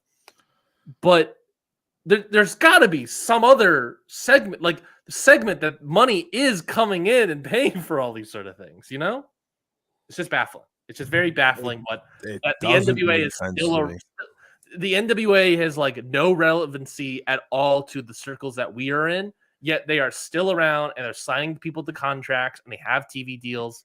They have more TV deals than popular indies that we talk about, right? Yeah, I think they have negative popularity. And yeah, right? No one if you go on wrestling Twitter, you just naturally see tweets. Mm-hmm. Right. I've never seen one about the NWA except for one exclusivity contract this week that led me to the many that have happened. It doesn't make sense at all. No. But good for them. Good for them. Yeah, good for them. I don't really know what else to say. It just doesn't make sense. It's weird, and I'm just sort of baffled and fascinated. In a way, it feels like they have more money than MLW. But right? MLW has more talent in every way, shape, and form. So I would say they would have more money than MLW, but MLW had that settlement with the WWE. So. Yeah, they don't have more. They used to have more money than MLW. Yeah. It's weird. It's just weird. I mean, I don't know what these people are signing for, but they feel so isolated, yet they're seemingly selling shows out, in these smaller venues and stuff. They have a fan base, Maybe this is your time to find a promotion that's just for you, Ryan. Maybe hear me out here. Major League Ryan wasn't right. Totals Nonstop Ryan wasn't right. Was a bust. Have we considered National Wrestling Ryan? Orions? Is that something? National Wrestling Alliance. Have we considered that? We have yet to consider that, and we've dabbled. We've dabbled for sure. You've dabbled. I think. Mm-hmm. I think there's something there. I mean, I never want you to talk about them on the show ever again, but I think there's something there. If wrestling has you down lately, maybe the NWA is right what you've been looking for. Maybe. Maybe that's what we all need. If you're not into wrestling, you're having a hard time. Hey, Scotty, you mentioned last week if you're having a hard time watching wrestling, no. Maybe because if NWA doesn't work out for you, there's only one way for you to go, Ryan. And what is that? Game changer, Ryan. Oh joy! Oh joy indeed. Which one would you rather watch right now? Random NWA GCW show, or you can't pick, just a random weekly GCW show or a random weekly NWA Power. Fuck, marry, kill. All right, let's talk about a show that I know Scotty is interested in watching, and that is, of course, Dreamstar Fighting Marigold has their big Sumo Hall show, Marigold Summer Destiny, this Saturday, July 13th in Tokyo, Japan, of course. Big time show, maybe 2 big time singles matches, along with some titles being inaugurated. I think that's a word. So we'll go through the card here real quickly. We'll start from the top and get to the bottom. Kimono Minami versus Rei Seto. That's their new rookie. I don't think that match will be airing. It's like a dark match. Okay. Kimono Minami was the wrestler that they debuted against Mirai at their last Corrigan Hall show, by the way. She's been showing good strides, and then Rei Seto is from Sendai Girls. This is under her new name. So the latest jumping off of Sendai Girls. No, not Sendai Girls. I'm thinking of Actress Girls. Yes, you are. I like the random point here, but I do like that like most of their additions are like these young I mean, eventually they're going to probably sign like some big name, but it's good because they jump from Stardom at some point, right? Like you're building up new names. It's a good thing. So in a year or two, who knows where they are? But that is that match. I don't think it's airing though. Then we have probably the first match, maybe the second, who knows? A tag team match, Kuki Amurai and Chiaki Goto versus Victoria Azuki, and it's listed here TBA. Yeah, so Koki Amurai and Chika Goto, who was sick this week. She did miss today's show, so hopefully she'll be fine. I'm sure she'll be fine with it. Versus obviously Victoria Azuki and X. If you want to figure out who X is, you put some who's left lately, who left their promotions lately, who's floating around in the free agent Joshi market. The same day that it was announced, Kazuna Tanaka, the daughter of Minoru Tanaka. Yeah. It was announced by Pro Wrestling Wave that she'd be leaving the company. Also, the daughter of Yumi Fukawa, who's also a wrestler, for the Joshi fans out there. Who worked for Arceon, which was Rossi's promotion. Happens to be that feels like the name. But other names that have left, Maya Fukuda left Glate recently. I know she never really did the wrestling stuff, but you never know. Yeah, maybe she finally realized that's probably better than getting punched in the face. You also have freelancers. You never want to rule out freelancers, especially with an X. It could be anyone. Yep. You have some actress girl that left recently. Non-Japanese freelancers. Also true. So like there's possibilities there. I would lean on Kazuna because it just makes sense. But X always opens up something fun. So it's cool. Have you seen much of their wrestling? Tanaka's wrestling? Yeah. Can you decide whether or not that if they are the X, are they going to give it to you? Moving on. Wrestling in a few months, but she will be good. Okay, that's good. That's good family. Coming from Tanaka and Fukawa. Good. She'll be good. And she's only 19, by the way. Ooh. Got some prospects there for sure. Tag team match: Nagisa Nozaka and Chiaki versus Myla Grace and Zeta Steel. Yeah, so Nagisa Nozaki and Chiaki are building up as a heel tag team. That is the direction they've gone. They're winning this match very obviously. you got to remember, we've been talking about this. This is kind of their real leadoff show for me. So this is kind of everything you've talked about this before. Everything before has been sort of a preamble to the actual show. This is their first official sort of big thing. right. Like this is where everything kicks off. You'll have champions, yeah. But I like that they're establishing tag teams here because you know they're going to establish tag team champions probably by the end of the year. So this is a good way to do that. You know, Zeta and Mila obviously aren't around forever. So, and these first 2 matches, you had 4 tag teams. You know, yeah, that's also true. 4 tag teams. I would guess Izuki's tag team partner is probably whoever X is moving forward, just based on why they would do that in the first place.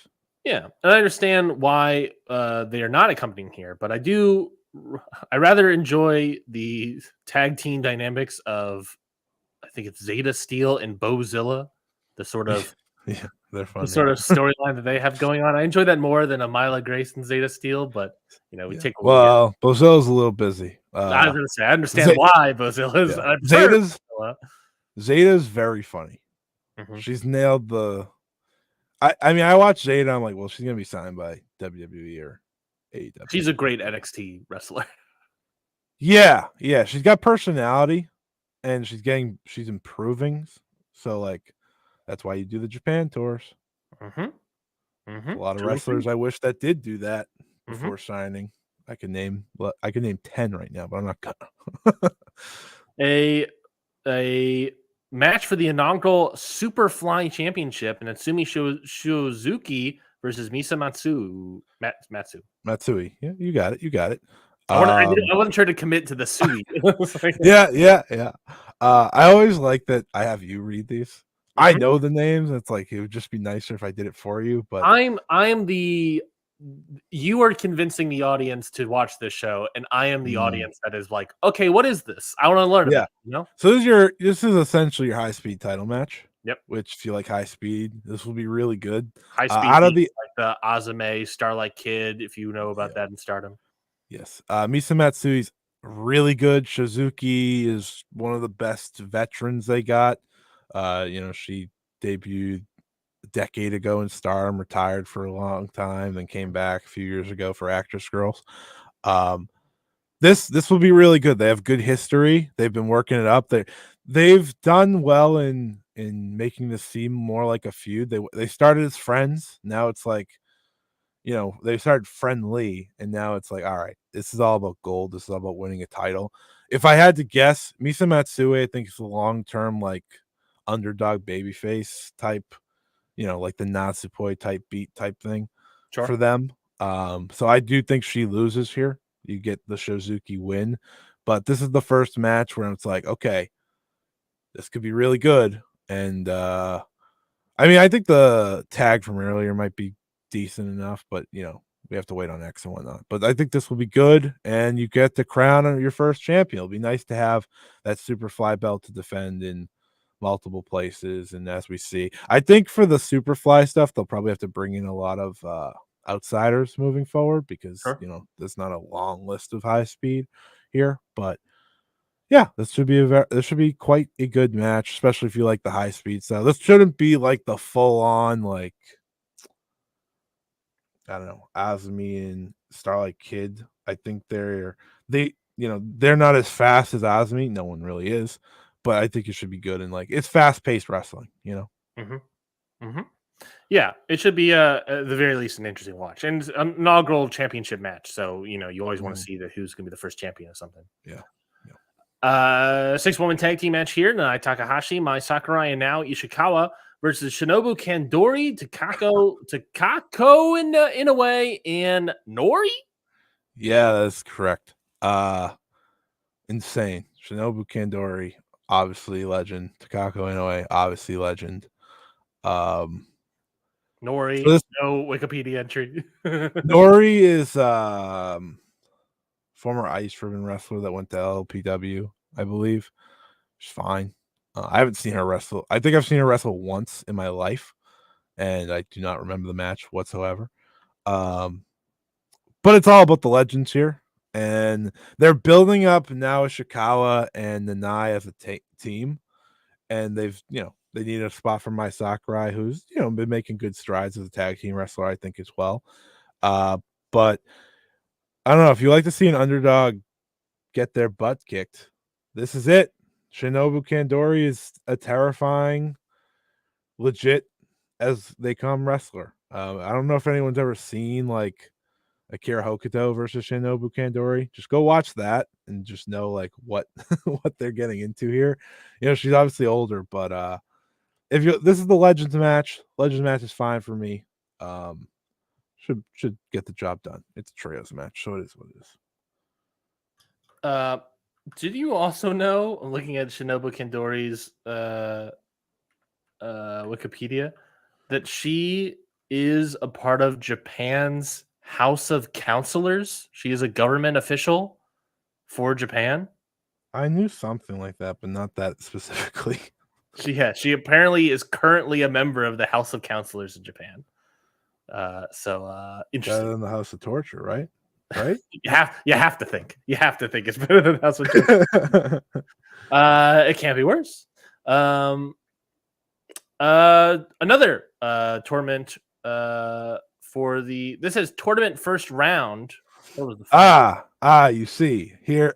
Yes, I see now. Yeah, so you have the tournament first round for the inaugural Marigold United National Championship. Mirai versus Miku. I don't know.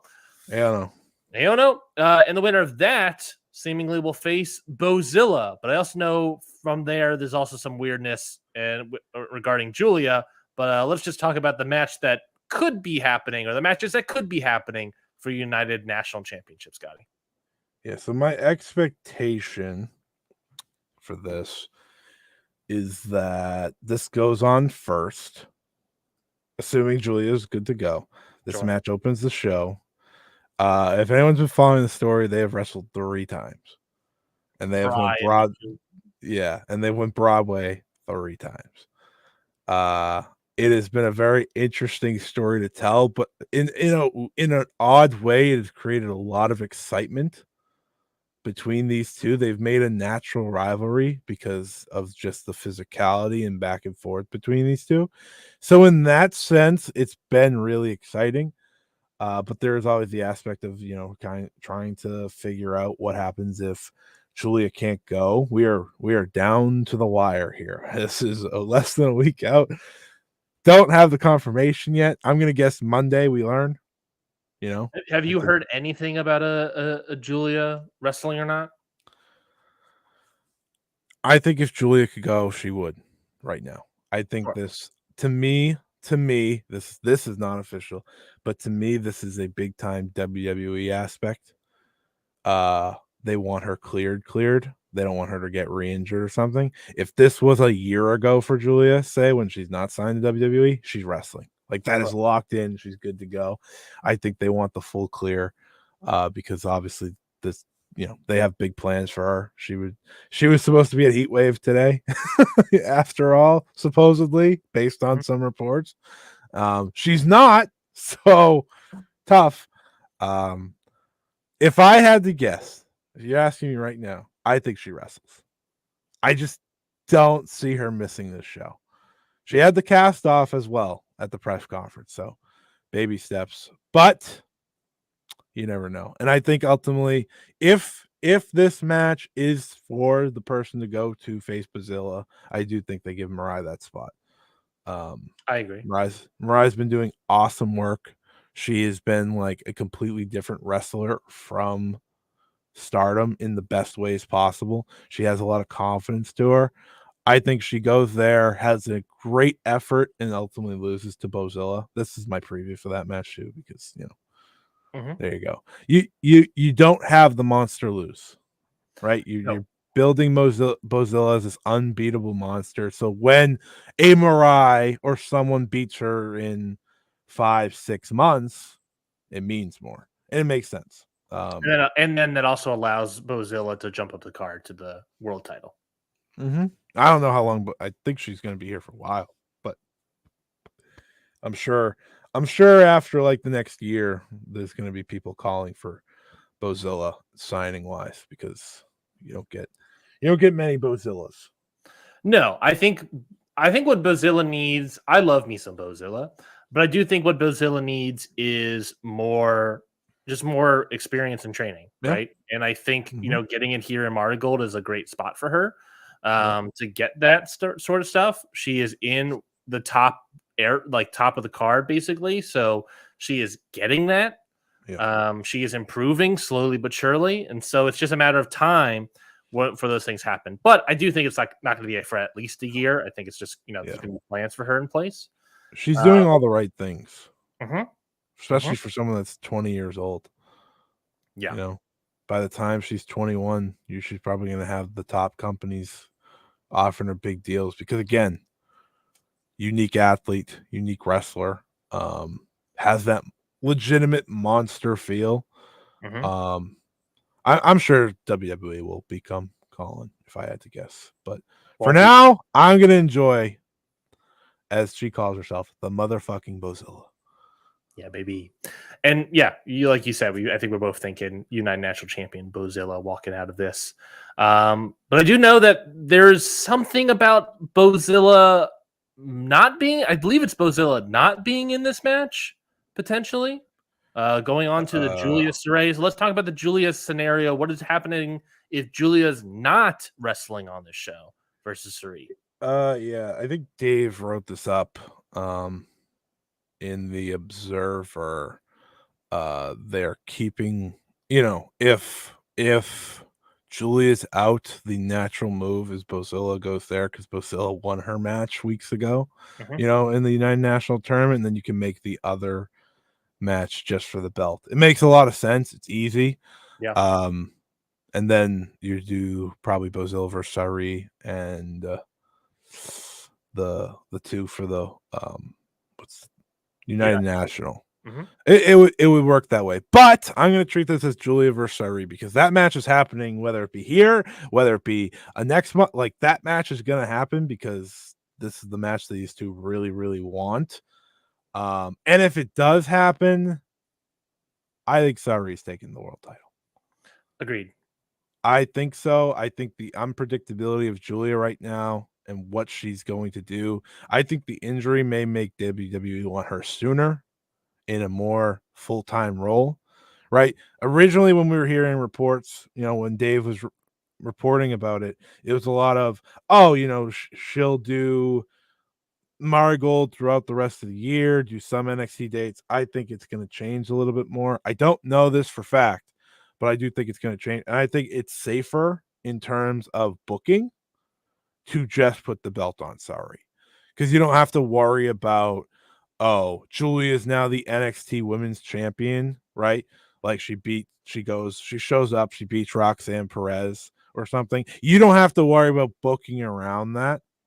And hear me out here, Sauri's really great. So like not a bad thing to put the belt on her. Would I be surprised if Julia won? No, not at all. Not even a little. I wouldn't be surprised but to me, if there's even the thought of doing a pivot to say a Bozilla match because you have to for the world title, Sauri's the easiest choice. Well, to You be just put clear, the belt. this match is not for the world title. It will be. Yeah. If Julia is cleared, it will officially be for the world title. But as that's what I'm saying. As of right now, it is not Julia versus Saray is not advertised as for those. I know, but I'm just saying it. Yeah, no, I'm just saying. I'm saying for as of right now, this is the case. You're saying it's probably going to be. Well, they said it would be. Like they said if Julia's cleared at the press conference, it will be. I don't know why they don't just say it's for the world title and call it like just put on the graphic. I think of that. They don't want to give.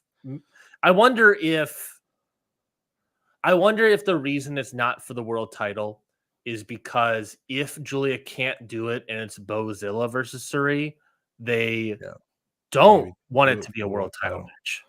Yeah, I can see In that. which case, that kind of leads it to thinking that if Julia's in the match, she's winning the title. Yeah. And if Bozilla's in the match, it's not a title match because they want Julia to win the title. Yeah, we'll see. I do think anything is on the board here, if Sure. that makes sense. Like I think any of them can walk out as champion. I guess that's the Agreed. exciting part. Agreed. I think no matter what, the world title's on the line. But I also think that if it's not Julia versus Sarid, then you just pivot Utami and Io into the main as well. Because that's the big match. We'll have to see what happens because, like you said, Utami, Io Sky, probably the main event. No, is it going to be the main event? Because this won't main if Julia and Sarid is wrestling. Exactly. So maybe the main event. I don't know. Could be not. Utami Hayashishita versus Io Sky, a sort of battle of the queens here. A Queen's Quest explosion dream match, I have to say. Io Sky versus Utami Hayashishita. Talk about dream matches. This is a dream match. Scotty, thoughts on this match? You know, they really perfected the simplicity of this build. It's a legitimate dream match for just Utami. It's a dream match for a lot of people, but this is Utami. This is why Utami got into wrestling. We got a question on RPR quarterly about like actual dream matches. Patreon.com/cannotpod, $3, $5 tier to listen to that episode. We got a question about like what dream matches still exist that haven't been named, and when it got to me, I was like, well, they gave me all mine, so like I don't need any. This is it. Like this is a dream match. This is something that seemed impossible and has been made possible. That is a dream. Io's winning. I don't think anyone should get this confused. Io is winning this match, and she should win this match. The whole story of Utami should not be, oh, I beat Io first try. The whole story of Utami is somewhere down the line they get that rematch and she can beat her. But for now, this is about creating something for Utami to overcome. And, losing to Io is not a bad thing in any year, but especially when Io is on top of the world, really, in WWE. Yes, she's not world champion now, but she was at WrestleMania this year. It's a really cool match. It's a popular match. I'm excited to see Io back in Japan. It's gonna be a really cool moment. It should be a great match. Confidently, I think it will be the best match of the show, but I shouldn't rule out Julia versus Sarid if it happens because I'll be really physical. But there's just something about Io and Utami. They're both very special wrestlers. Like this comes natural to them. And I'm sure the excitement of it being in Sumo Hall, it'll be really good. If you're gonna watch a show this year from Joshi, this is one to watch. It's as big as it gets. If I had to be a not contrarian, that's not the word, but if I had to do some sort of caution, Io Sky has been in the WWE system for a while. I wouldn't fully expect Stardom Io Shirai here, right? That was also what, I don't know, 10 years ago at this point. I don't know. That was a very long time ago, 6 years ago. I wouldn't fully expect Stardom Io Shirai levels of Joshi wrestling here out of Io Sky, but I do think she's going to be let off the chain a little bit from what she typically does in WWE against Utami. Io has the most natural. I think Io has the most simple moveset to bring between the two. It's just a matter of how high does she go. I always laugh watching Io in WWE because she's so much better than pretty much everyone, but she scales it back a lot. Yeah. That like the simplest of things she does still gets her over. I think she's going to go a little bit more all out here. I think she's going to be a little bit more excited. It's the first time, like you said, wrestling in Japan in 6 years. It's a big time. It's a big time moment for her, and I think she's going to do everything in her power to. Yeah, she's gonna win, but she's gonna make Utami look really good. She bumps like she's like the perfect person that bumps for an Utami. Yeah, that even if she's not doing like the big Io Shirai Stardom main event, it won't matter. It'll be a great match no matter what. If we get a 50% increase of Io Sky to Io Shirai, so fucking confusing. If we just get close to that, I think it's gonna be a great match. Because I think Io Sky, like her current form, is really good. Yeah. I just know like there's levels to this, and it's just in terms of effort. She's learned in WWE. I don't need to do that all the time. Her body broke down a lot towards the end, because she was, insane. So this should work out really well for her. Yeah, I bring this up because of the whole Kyrie of it all, right? It's like Kyrie was in this WWE system for a while, and she comes out and it's like, oh well, she's not the same as she was before. Still really good, but certainly different. Yeah, I also, not to be that guy. Naturally, Io's a lot more talented than Kyrie. Oh, of course.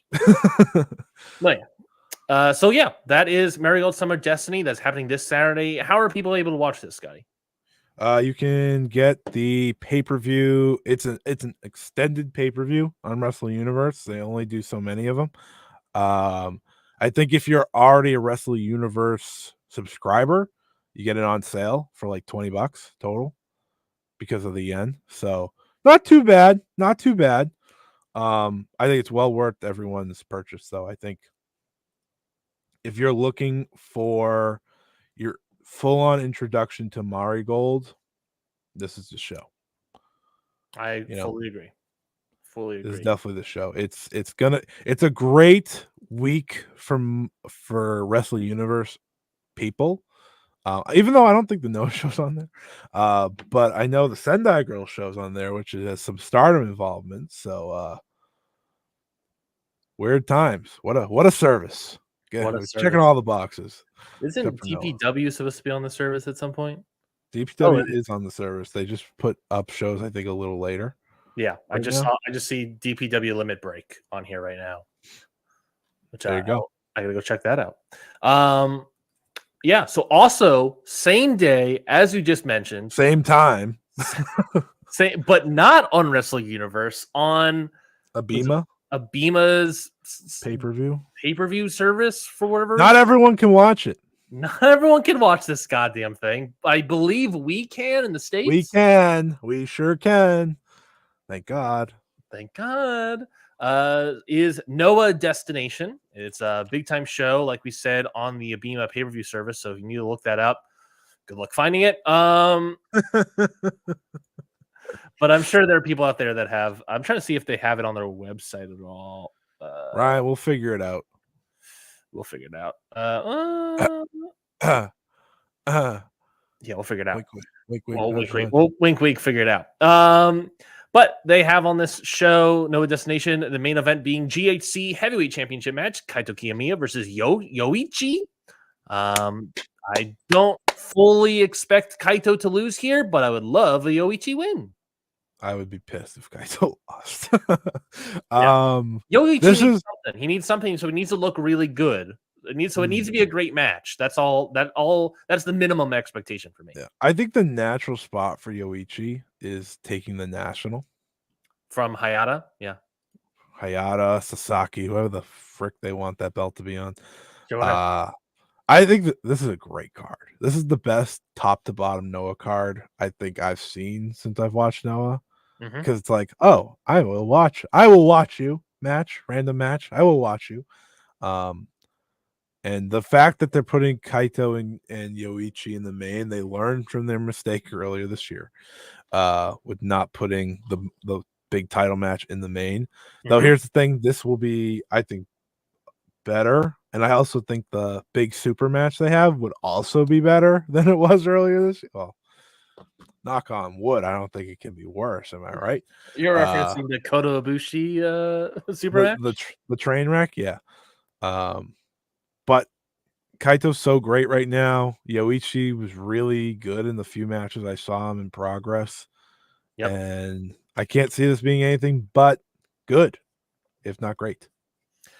Yeah. Like I said, at minimum, you need Yoichi to look great out there. Because I think you're right. I think a national, but he needs to make a solid debut so that he is a reasonable title holder, mid-card title holder down the line. You ready for that Yoichi N1 run? I'm ready for it. Fire me up.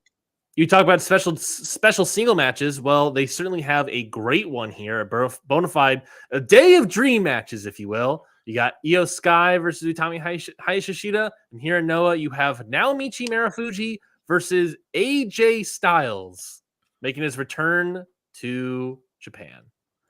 I guess Big time in terms of a non-WWE capacity. Big time match. AJ back in Japan, which is pretty cool. I have no idea if this will be good. I don't know if it'll be no idea. Yeah, that's how Marufuji goes these days. But I know a lot of people say like with the Ospreay match, it was an Ospreay thing. Listen, it takes two to tango, you know? And Marufuji showed up that day. He's not just definitely with Ospreay, obviously, but he not just with Ospreay, but there are other examples where he has stepped it up. For the most part, he's not doing that anymore, but he can step it up. And AJ Styles also still has that ability to step it up, as we were proven in that Backlash match in France. Mm-hmm. So there is a chance this is a great match. There is also the bigger chance that this match is fine. Whatever. You know? Yeah. I don't think it will be bad. I don't think it's gonna be bad. I think these guys are too naturally gifted as wrestlers to have a bad match here. They're two all-timers in many ways. You know, it's like they should be fine at the very least. And that's fine to me. In many ways, it's just, here's my realm, okay? My realm is either you get like Shinsuke versus the Great Muta, which was like, all right, that was cool, like happy that happened. Or you get AJ versus Cody Realm, like a really good without the crowd noise stuff, like just a really good match, I don't think that they're not touching Ospreay and Marufuji. I'm just gonna say that now. That was a really meaningful match, obviously for Ospreay as well. Yep. And it was in a Cork and Hall that was hot. Yep. But this should be really good. I really do think it can be really good. In case you're wondering, these two have never wrestled each other. Yeah, it's like you said, a dream match. Not in. I think they might have been in Ring of Honor at the same time. Two of the best of their generation. Marufuji also showed up in New Japan every once in a while, so they might have crossed, but they never actually. They didn't cross in TNA either. Never crossed in TNA. They've missed each other for all this time, and they've never wrestled, not in a singles or tag, by the way. So they've never. Pretty cool that they're meeting up now. Agreed. The real match now. Here we go. Yes, here we go. This is the Ring Post Radio Certified Classic. This is the Ring Post Certified Hood Classic here. Already breaking out 5 stars. Dragon Bane and Alpha Wolf, one of the best tag teams of the year, versus Galeno Del Mal and El Hijo del Dr. Wagner Jr., the Wagner brothers versus the, I don't know who these guys, brothers, in a special match. This rules. Put them all in the N1. Yeah. Dragon Bane said he wants in. Alpha Wolf said he wants in. I want Galeno Del Mal in. Galeno in there. Get into it. This is gonna rule. Period. I don't give a shit who wins, by the way. It doesn't matter to me. Probably the heavyweights, but this is gonna be. This has all the potential to be like the best match on the card. Like in a weird way, the sleeper match because you have Marufuji and Styles there. But like this, and I'm looking at this and like this.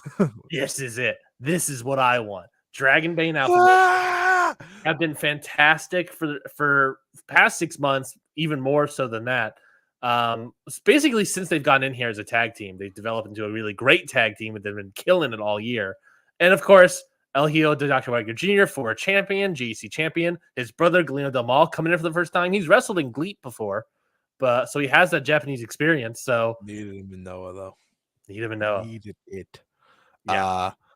Feels like you could just fast track them to the tag belts, truthfully, after this. I think that's totally plausible that this match is. I mean, you have to also remember that Dragon Bane and Alpha Wolf, I believe, are now part of the heavyweight tag division. I believe they bumped them up. Yeah. Again. In a weird way, it's upsetting that this isn't for the tag belts, but you have to imagine this is a number 1 contender at the very least. Yeah. This. All right. I'll say it. The ceiling for this tag team match of the year.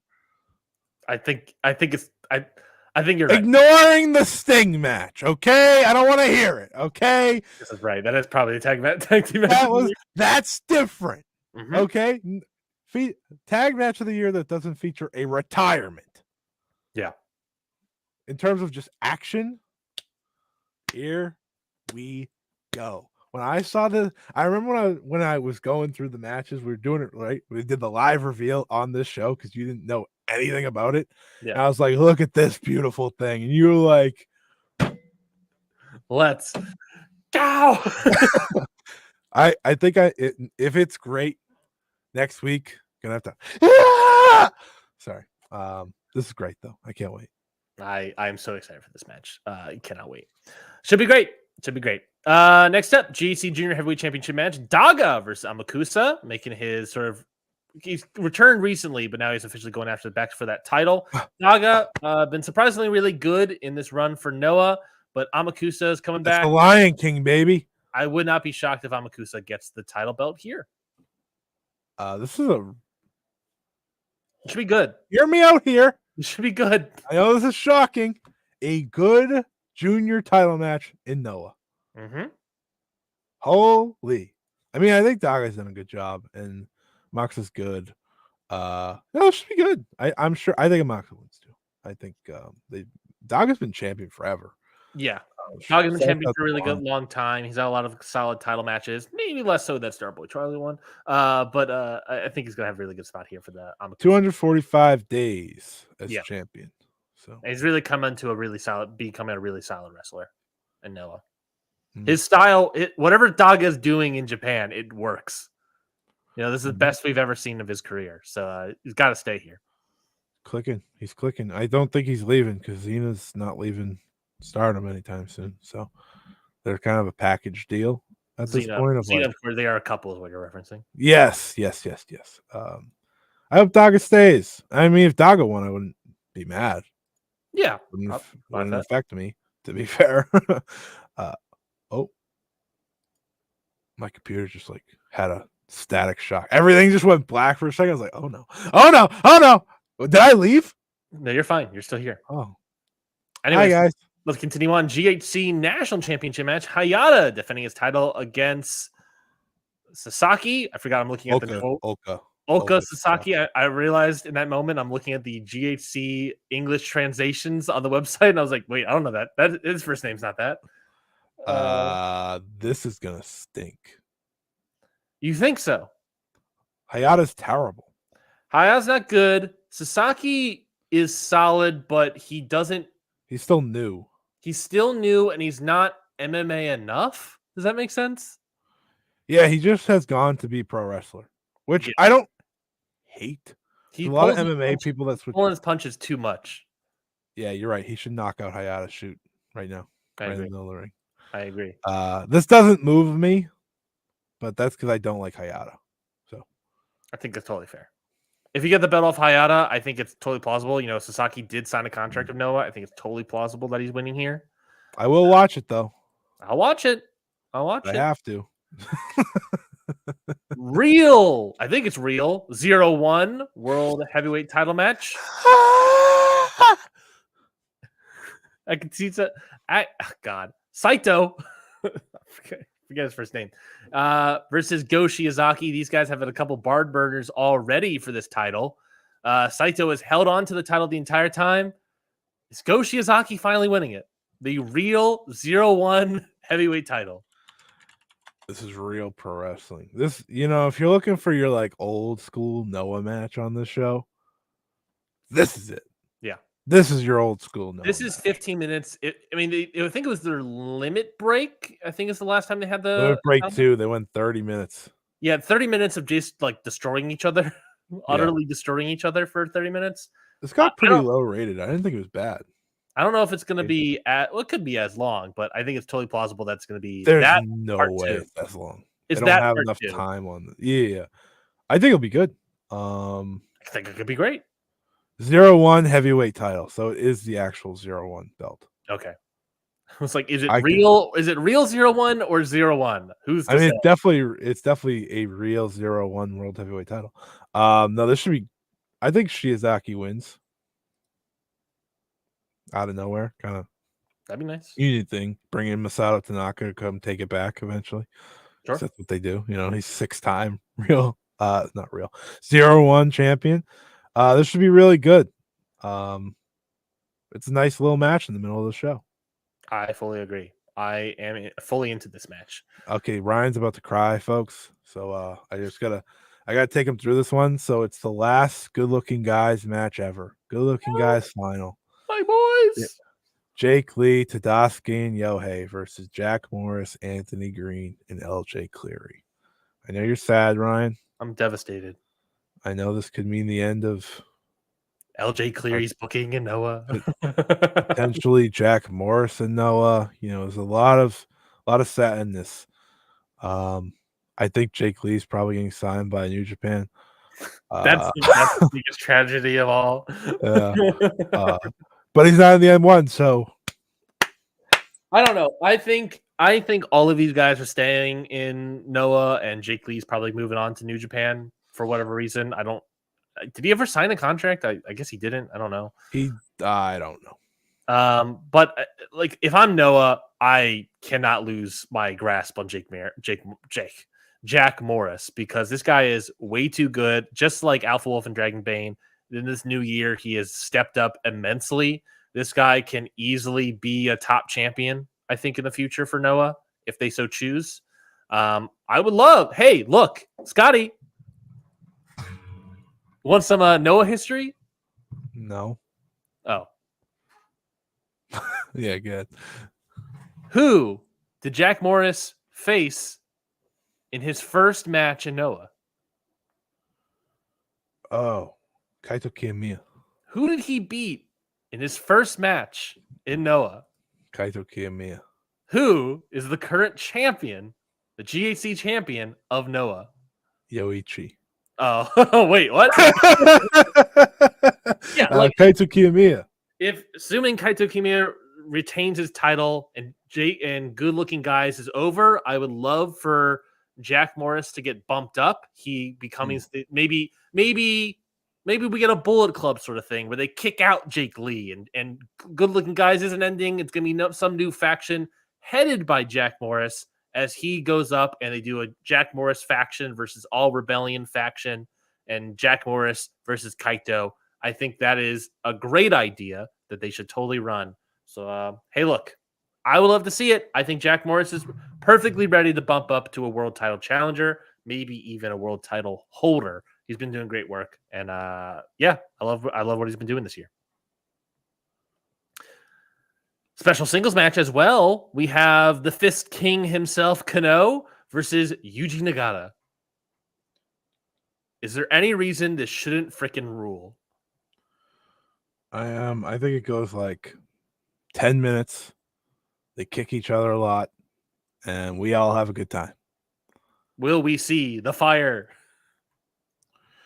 No, that was for a very special match, Ryan. Okay, you can't ruin that moment. You know, you cannot at all. It's a cool singles match for Kano. 10 minutes of solid action. Kano getting is Kano getting the win over Yuji Nagata? You have to think, right? I mean, he is a geek, but no, he should win this one. He needs to win something. So Yuji Nagata makes sense, I guess, but also Yuji Nagata, totally plausible for him to win. So I'm actually I'm excited to see this match on a pure political standpoint, if you can believe it. Mm-hmm. 6-man tag team match: Shuji Kondo, Aita, and Akira, he's back, versus Yu Owada, Arohei Oiwa, and Yoshinari Ogawa. He's also back. Has he been back for a little bit? I think he's been back for a little bit. Yeah, this match does not move me. No, this match is negative movement for me. If there's a match I am legitimately going to skip on the show, it's that one. Akira's not doing it for you? Akira Nogami is not doing it for you? Not at all. No. But Rohei Oiwa's in it. I do like him, but I'm good. He should win and then challenge Kaito at the end of the show. That would also be nice. Or win the N1. That would also be nice. That would be great. 6-man tag team match as well. Takeshi Sugiura, Kazuyuki Fujita, and Shuhei Taniguchi versus Masaki Amiya, Manabu Soya, which I believe is making his return here, and Inaba. Should be pretty good. It should be good. Big meat. Good vets. A lot of veteran old meat in that locker. Lots of slapping meats or meat slapping or something. I don't know. I forget the saying. I'm so sorry, Biggie. Yeah, should be solid. 3-win tag team match. We'll also open the show. Ninja Mac, Junta Miyawaka versus Alejandro and Cristobal versus Super Crazy and Hajime Ohara. You watch Barry? Yes. Could you tell by how I said Cristobal? Yeah. They should win. Those two. Cristobal and Alejandro. Agreed. I think, establishing the Cristobal is actually Christian Cage, by the way. I can't wait. Christian Ball. Come on, that's good. That's perfect. That's a perfect joke. You can't be mad at me. Say it right. Christian Ball. Christian Ball. Christian Ball. No, but them winning makes also sense. Bumping up All Rebellion as a faction, I think totally makes sense as an idea, and having them get the win here would make sense to me. But also, who are the junior champions right now? Do we know? Do we know it all? Wait, I want to figure this out. I honestly do not know off the top of my head. I don't know. I guess I will quiz you. Legitimately, who are they? Oh, okay, I have it. Okay, no, don't tell me. Okay. Don't tell me. All right. The fact that they're not defending here, correct, tells me that they're in one of these. Ada and Shuji Kondo. Correct. Good job. Good job. So, to that end, I think this match will also be a number one contenders match, and it does make sense for it to be Alejandro and Cristobal to get that number one contenders match. Cristobal. I think it's getting less and less Barry and more. Well, to be fair, Barry didn't say it. Yeah. It was who was the who's the bald guy in Barry? I know. I don't remember the name. I'm gonna look up bald guy Barry and let's see who I get. It's Anthony Cardigan, who played NoHo Hank. It's NoHo Hank. There you go. Cristobal. We're way over time here, but we didn't talk about New Japan Soul, which I didn't watch. I didn't watch either. So not going to talk about that. And the other one is Fantastic Mania USA, which I guess we could do real quickly, right? USA. Huh? USA. USA. USA. USA. USA. Fantastic Mania USA taking place also this Saturday, if you can believe it. Saturday. You gonna watch Collision? After all this wrestling, you're gonna watch? No, you're gonna watch Collision next week after all this wrestling. I think it's recorded too, so I'm definitely not like. No, depending. Yeah. I mean, maybe if there's a fun match, but I doubt it. I don't doubt there's a fun match, but I doubt that I'm gonna watch it. Fantastic Mania USA CMLL show in America. This show is very strange because it's happening at the Mount Pleasant High School in San Jose, California. That's right, it's happening in a high school gymnasium. Why? No idea. Honestly, no freaking idea whatsoever. I don't know why it's happening in this high school's gymnasium, but at the very least, good for them, I guess. Mount Pleasant High School, good for them. But this card is going to be as follows. A 4-way match for the Copa Fantastica Trophy. DKC versus Viento versus Adrian Quest versus Kukui, who was in Gleet recently, if I'm not mistaken. I think it's a different one. Is it a different Kukui? I don't know if it's a different Kukui. I don't know. I believe I saw the poster that it is the same Kukui. That would be shocking. And also the fact that it's in San Jose, California. And it's totally plausible that it's the same Kukui. I guess. I don't. Who's to say? I've already put more thought into this. Who's to say who the real Kukui is? I'm certainly there. Will the real Kukui please stand up? Yeah. Will the real Kukui please stand up? Anyway, Tag team match: Hechicero and Virus versus Team Decay, Bad Dude Tito and Zack Sabre Jr. Should be a solid intrigued. Stephanie Vauquer versus Luvia. This is special singles. Nope. It's for the CMLL World title now. Oh, really? That's nice. Yeah. I do enjoy that. People are a little worried. They think they might be just dropping off Stephanie's belts. Plausible. I will kill Tony Khan. Plausible. Certainly plausible. Listen. I think Stephanie's gonna sign somewhere. Sure. But I don't want it to just be like this quick, and I don't think it is. I just think they said, all right, there's no New Japan strong title anymore. We'll do the CMLL World. Well, plus I know CMLL doesn't really care about titles too much, but if they're also taking the title off Stephanie Vauquer and bringing her over to America more often, then they might have her have less title defenses. Let's put it on someone else. Stephanie Vauquer is hot, so we can get someone else to be hot right now. And also Stephanie can go to AEW and lose, more often. More. Singles match here. This is when this is your match. Yeah, that's pretty good. Rocky Romero, Volador Jr. teaming up together here. You said singles match. This is tag. Did I? I meant tag. Rocky Romero and Volador Jr. teaming up against Mystico and the new New Japan Junior Heavyweight Champion Doki. That's a real team. That's a godlike team right there. You have the greatest of all time, Mystico. It's the prayer.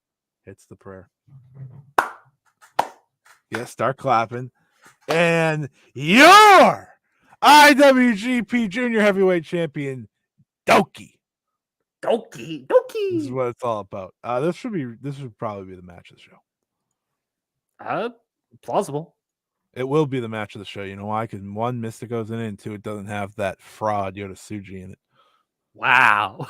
Wow. You saw that trios match. It's over. Yeah. Well, we'll find out if it's truly over because next is a singles match: Yota Tsuji versus Barbario Cavanario. I'm very excited that Cavanario's in the States. I hope he gets a match wrestle some more in the States. He was trying to break out. If I recall correctly, they're trying to break him out in PWG, but I might be confusing him with Caveman Ugg in Australia. But yeah, I think Cavanario can have a really good I think he can easily get over in the States, and I'm excited to see how that looks for him.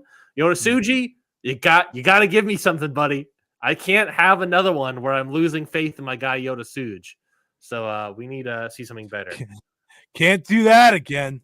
This feels like the match he should do well in. CMLL type, beat. Cavanario. I hope this is really good because it can be really good, Yeah. I was mostly kidding about Tsuji. I'm just really upset with that trios match showing from him. It was not great. That was the I might be done with all these guys officially.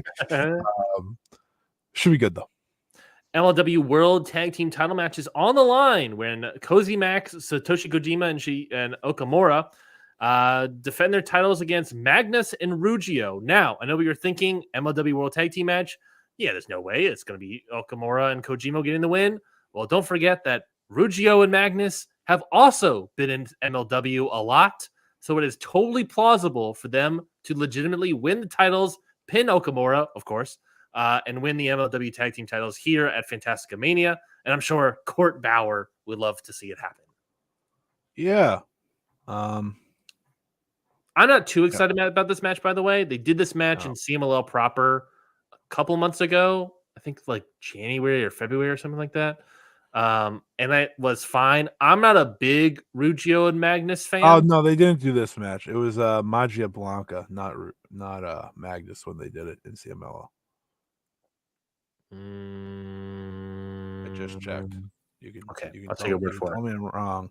I watched it like a week ago. That's why I was like, I don't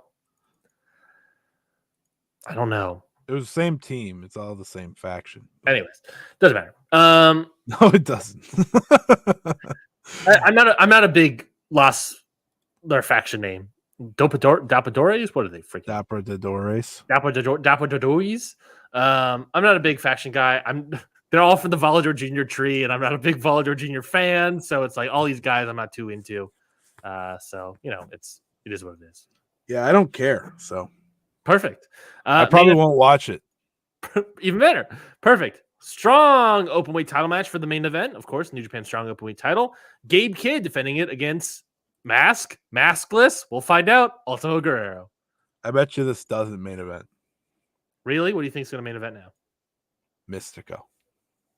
No, I doubt it. Mystico is also way too high up the card. I guess they haven't announced the actual card order. Have they? I bet you Mystico does main event. Yeah, they do have the New Japan champion. And it's Fantastica Mania. That's true. And if they end Fantastica Mania with Gabe Kidd winning, then crimes have been committed. Mm-hmm. I don't know how you can watch the show, by the way. You can watch it on New Japan World. You got to buy the pay-per-view. What? If you have to buy the pay-per-view on New Japan World, I'm not buying this pay-per-view on New Japan World. Well, that's how these shows work. US Strong shows for pay-per-views. They are this show is not worth it, in my opinion. Then you're not watching it, bud. I may have my ways. Okay, you're not watching it in time for the show, bud. Oh, yes. New Japan has put out the preview officially, and the main event is Doki and Mystico versus Rocky Romero Volador. 6th match is Gabe Kidd versus Ultimo Guerrero. 5th match, Tsuji Cavanario. 4th, Hechicero Virus versus TMDK. 3rd, Stephanie Valkyrie versus Luvia, CML World Women's title that you talked about. 2nd match is the MLW Tag titles. Ooh, bump it down the card. Sorry, Court. And the 1st match, the opening, is the Copa Fantastica 4-way match with Kuki. Will the real Kukui please stand up? Will the real Kukui please stand up? Yeah. So, well, hold on. Slow your roll, my guy. Yeah. So I think that's it. We didn't watch New Japan Soul, so yeah, that is it for this week's episode of Ring Post Radio. We talked about the Ring Post Radio Quarterly, the RPR Quarterly Q&A that we are doing on patreon.com/countoutpod. If you want to subscribe to that, or not even if you want to, go subscribe to patreon.com/countoutpod. It's on either tier, $3 or $5 tiers. $3 tiers will get you, obviously, the Ring Post Radio Quarterly every quarter and every fiscal quarter. It also gets you the first episode of all of our series. Plus, there'll be some more stuff by the end of the month for the $3 tier. $5 tier, you don't got to worry about anything. You get everything. All the audio, any written content that may be on that Patreon that I believe I have written before. All that stuff, mainly just audio, video, has all been on the $5 tier. So you can watch all of that, listen to all of that by subscribing to patreon.com/countoutpod. Scotty, anything to plug, and what was your match of the week? Let's see. Did it involve Kukui? No, I'm sorry. Wish it did. We all want our matches of the week. We want to go on a Kukui streak, if you will. Yeah, so you can follow me at Scott E Wrestling on Twitter. You can check out Stardom Road right here on this exact podcast network each and every other week. This week we'll have another episode be about Momo Watanabe's Era of Queen's Quest. Check out 5-Star Joe's show. I'll be live next Saturday if you want to hear immediate thoughts about Marigold Summer Destiny 2024. Be going live on the Fight Game Media YouTube channel. Also have a full in-depth preview this week if you want to hear like little bits about every match. Get a little more sold on why you want to see the show. That's over on the 5-Star Joshi show. I'll be writing a lot of articles this week. I'll be writing a full preview. If you kind of want to like really sink your teeth into each match, that'll be over on voicesofwrestling.com. I'm also writing an article about EO versus Utami and why it's such a special match. That'll be over on WrestlePurist.com. And then I will be writing a review for that show as well. Lots of Marigold this week, as you'd expect. And my match of the week, Ryan. Mystico, Esfinge, and Mascara Dorada versus Soberano Jr., Angel Del Oro, and my world champion, Gran Guerrero. My world champion. This match was fine. I just wanted to do the bit. This is actually a 1-star match. In all actuality, if I have get my actual match of the week, it's still Gran Guerrero. Gran Guerrero, by the way, do you ask me who the best world champion in wrestling right now is? It's him. You know why? You know why it's him? Have you ever watched Gran Guerrero? I've seen, I think, one Gran Guerrero match. Well, you're missing out. This guy does the minimum, but he raises the freaking roof, and that's why this match rules. Who? Yeah, that's my guy. That's my. You know what? Fuck it. That is my match of the week. I'm done. I'm getting excited raising the roof over here again. And you know how? Hey, Ryan, can you predict how the match ended? Roof raising? No. Gran Guerrero did like a lariat and got the win or something? No, the world champion doesn't win. What the?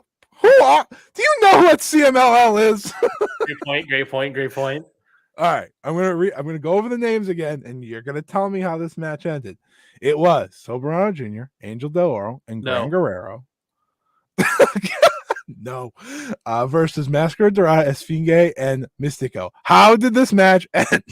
Mystico got the win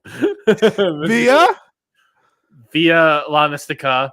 It was a fantastic end. On who? Not Gran. Probably on Soberano. Yep, you're right. The best. So everyone will hear the end of this match. So the other two take out the other guys, right? Yeah. And Soberano Jr. just puts his hands on his head. It's like the ultimate shit. I gotta go lose to La Mystica now. Gets in the ring. He hits. Mystico hits the crossbody. Then he does the run, does the head scissors, and Soberano Jr. was tapping out before Mystico grabbed his arm. I love Soberano Jr. for that detail. Like, no, I'm not even gonna bother. I don't even want to deal with this. He's like, no, just stop. I don't want to get me out of here. I know what's coming. Hey, smart. You know. CML is awesome. My match of the week was a 1996 Battle Arts match. Tag 4.5 stars. Great match. How many stars? 4.5. Who was it? Alexander Otsuka and Yuki Ishikawa versus Daisuke Ikeda and Takeshi Ono. Holy wow. November 9th, 1996. What made you watch that? Battle Arts. Some sort of article that I read. Oh. Yeah. Someone wrote an article about, I think it was like a Voice of Wrestling article that was like what makes me coming back, and it was like great, in this writer's opinion, great matches from like different decades. And this is the one they wrote about the 90s. I was like, that's cool. It was a great match. Would not have thought about it. Don't know who any of these wrestlers are, and they had a great match. That's why you just said a Battle Arts match from 1996 that I rated 4.5 stars. I was like, hold on. Yeah, I want to know what the match is. I don't know who any of these people are. They're all shoot fighters. I've never heard of them. We'll never hear of them again. But they won you over, though. They won me over. It was really nice. It was a really great match. Crowd was hot for a shoot match in 1996. But I guess it was at the time it was interesting and new. Unlike maybe a little later. Yeah. So that's it. That's it for Ring Post Radio. That's it. Follow us on Twitter at CountOutPod, at RyanIC, at Scott E Wrestling, all on thex.com. Yeah, we have a lot more stuff coming up on Patreon. We had that new episode, the bonus episode of the ballots that came out with Kevin Hare recently. We have Ring Post Radio Quarterly that came out on the Patreon. A lot of good stuff coming out there.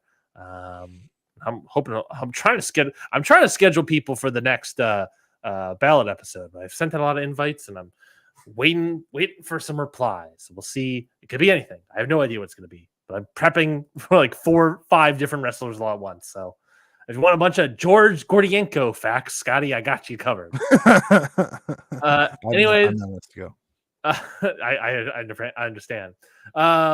Anyways, that is it for this week's episode of Ring Post Radio. We'll be back next week talking about a bunch of wrestling. Wait, I have another match. Okay. I watched Sin Cara versus Sin Cara. What? Mystico versus Del Oro? No. Do you remember when WWE did Sin Cara versus Sin Cara? Yes. I watched that. Do you know that happened in Mexico City? Was it the mask versus mask one? Yeah. It was electric. They were chanting Mystico Woogie, as woogie? loud as possible. They were chanting Mystico as loud as possible at the beginning of the match. And then you know how he won? La Mystica? La Mystica, baby. He never did that as his finish otherwise. He only did the top rope Spanish fly. Yeah. But for that match, he did the La Mystica. 5 stars, by the way. I have been subtly prepping a Patreon series in the background called Mascara Madness that will come down the pike at some point, where I have a list of 40 mask versus mask matches. And these are not all great. These are either great or random matches, or bad, or actively bad. You like actively bad matches, I think. There's something interesting sometimes to talk about actively bad matches. And of course, if you were guessing, of course, Sin Cara versus Sin Cara is on this list. So La Mascara. I know what match is your best one. So Mascara Madness will come down to the patreon.com/counterpod at some point. Got another cheap plug in there. Of course. Yeah, I don't know when. I assume probably when the show I've been working on is over. I'll probably have some free time to work on that. So expect that maybe like August, September. Anyways, I think that's it. So bye, everybody.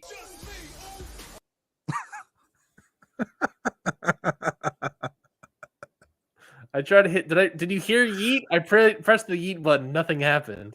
We have a yeet button? I thought we had a yeet button. Do we just have just me, Oos? Yeah, it's just me, Oos. You keep pressing it. All right, goodbye.